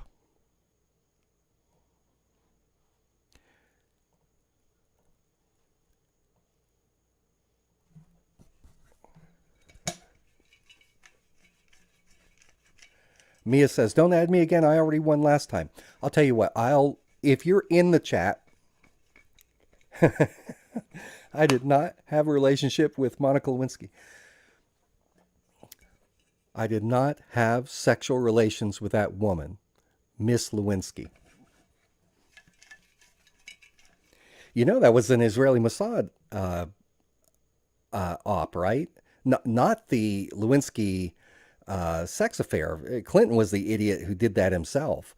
But remember, Netanyahu, I did a report on Netanyahu going there in the 90s and letting Clinton know that Israel had tapes. This is before Linda Tripp had released the information. Nothing had gone to Ken's Star yet. This was Israel trying to get Jonathan Pollard, I think it was, released, the Israeli spy. They wanted, he knew too much. They wanted him safely over there in Israel. Clinton would not do it. And so they went, Netanyahu paid him a visit and said, hey, guess what we've got? We have recordings of you. We're not so much threatening you, but wouldn't it be terrible if that stuff got out? You know, these phone calls between you and Miss Lewinsky. And guess what happens? Old Jonathan Pollard gets released over to Israel. Funny how that works. So, you know, people that are pro-Trump, you know, hardcore pro-Trump, they're like, oh, no, he's innocent. He's innocent. Look, everybody knows that Trump screws around. He cheated on his first wife, second wife, third wife, many times over. The guy's got vices. He's got, he to his credit, he doesn't have a drinking problem, doesn't have a drug problem, but he does have a woman problem. He's also got a problem with cheating people. He's got issues. So if it is the practice of Israel to go after anybody that they can and exploit these powerful people for their own ends, like Bill Clinton, they went after Bill Clinton. Why is it so crazy to think they'd go after Trump? Guaranteed Israel's got dirt on Trump. It's not that hard to find. Anyway, all right. I am going to do the drawing now. This is for the Blackstone cap. I am reaching in, not looking, and the first slip that comes out is Roosevelt Media. Hey, drum roll from Roosevelt Media is our Blackstone cap winner. In a way, I'm relieved because that makes it so easy. I thought I was going to go through like 7 longtime viewers that probably all have caps already. So, hey, Roosevelt Media, thank you for your donation, my friend. And here's how you get the Blackstone cap. If you want it, you email me at jake@blackstoneintel.com. Send me the name and address that you would like the cap sent to, and I'll drop it in the mail this week. I'll tell you one thing that really annoyed me with this order of caps is they've never done this before, but on these caps, they put these stickers here, and when I pull it off, it kind of leaves a little fuzzy spot. It doesn't have it on. This is completely covered because I use this for everything. I throw it all over the place. But the caps, they put these stickers on it, and when I peel the stickers off, you can see where the sticker was, and that is really annoying. But anyway, congratulations to Roosevelt Media.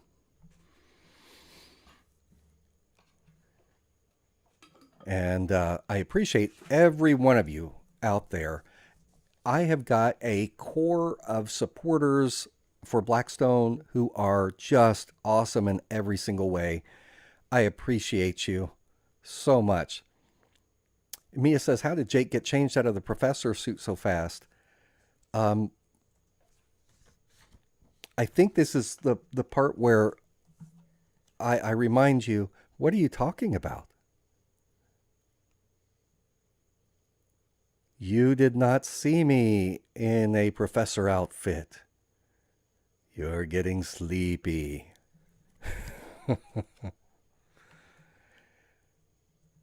I actually have another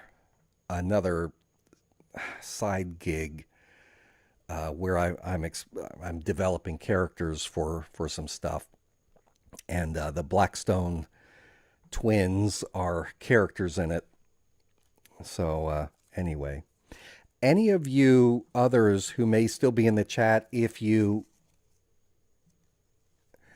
did donate $5 or more, everybody gets a consolation prize, which unfortunately is nothing more than a personal letter from me. So if you donated $5 or more and you would like a letter, just email me at jake@blackstoneintel.com. I'll write you a personal letter and mail that to you this week as a personal thanks for you donating. Just make sure you let me know who you are, and I got to have a name and address to send it to. There we go. There's Roosevelt Media News. Excellent. I appreciate all you guys. All right. Well, we are at around 3 hours, 20 minutes, and I think that's going to be it for tonight. We don't have too many troublemakers that show up, one every now and then. So let me know before you guys go, what topics would you like me to cover over this next week? Do you want me to continue doing Epstein stuff, Israel, Palestine, Trump? People don't want to hear that. What would you like me to talk about? I would love a Rabbi Shmuley air freshener. Oh my gosh. It would be, you know how they have those special jelly beans, like the Harry Potter jelly beans, where you don't know what you're getting, and like you bite one and it may taste like vomit or snot or whatever. That's what the Rabbi Shmuley air freshener would be like. Like you'd smell it and it'd be like, I don't know, decaying carcass of a skunk or something. Rabbi Shmuley is one of the worst people ever. Yes, he looks like a troll. He acts like a troll. Oh my goodness, that guy. For those of you who don't know, Rabbi Shmuley is a very, I don't know how he became popular, but he's a camera chasing Israeli rabbi who hawks kosher sex products with his daughter through her store. And I think it's in Tel Aviv. I might be wrong. She sells kosher butt plugs, kosher dildos. Everything is kosher. Somehow, all of these sex toys are kosher. I don't know what makes a butt plug kosher, but apparently you can make a butt plug kosher. And he sells this stuff. This is a guy who claims to be a rabbi.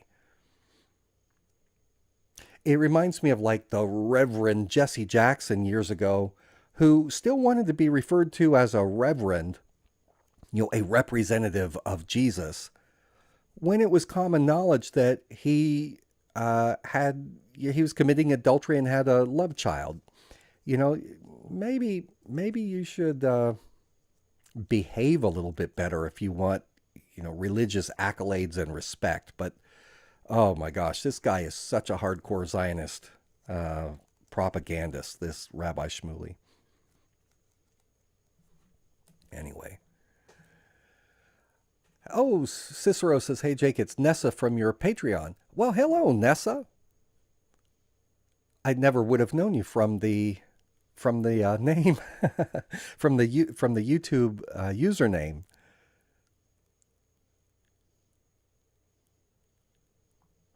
Yeah, I don't want to think about how you make one of those things kosher. Anyway. All right, so I'm just looking here. Any last minute suggestions for? I'll see it after the show too. Anything that you put in. So anyway, thank you guys for hanging out with me and spending your Saturday night doing this crazy stuff. I know some of it was silly and different. You did just look up. You mean you looked up the Rabbi Shmuley stuff?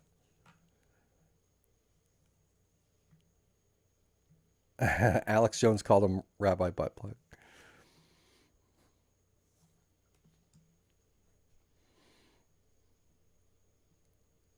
Oh, okay.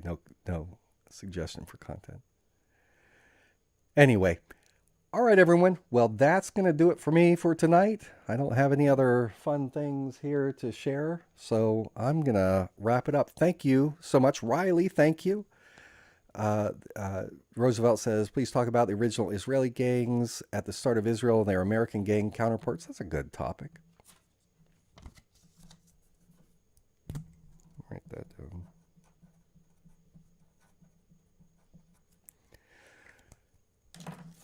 All right. Good night to you all. Thank you so much. And I will catch you in a day or two. We'll do another live stream before too long. Bye-bye.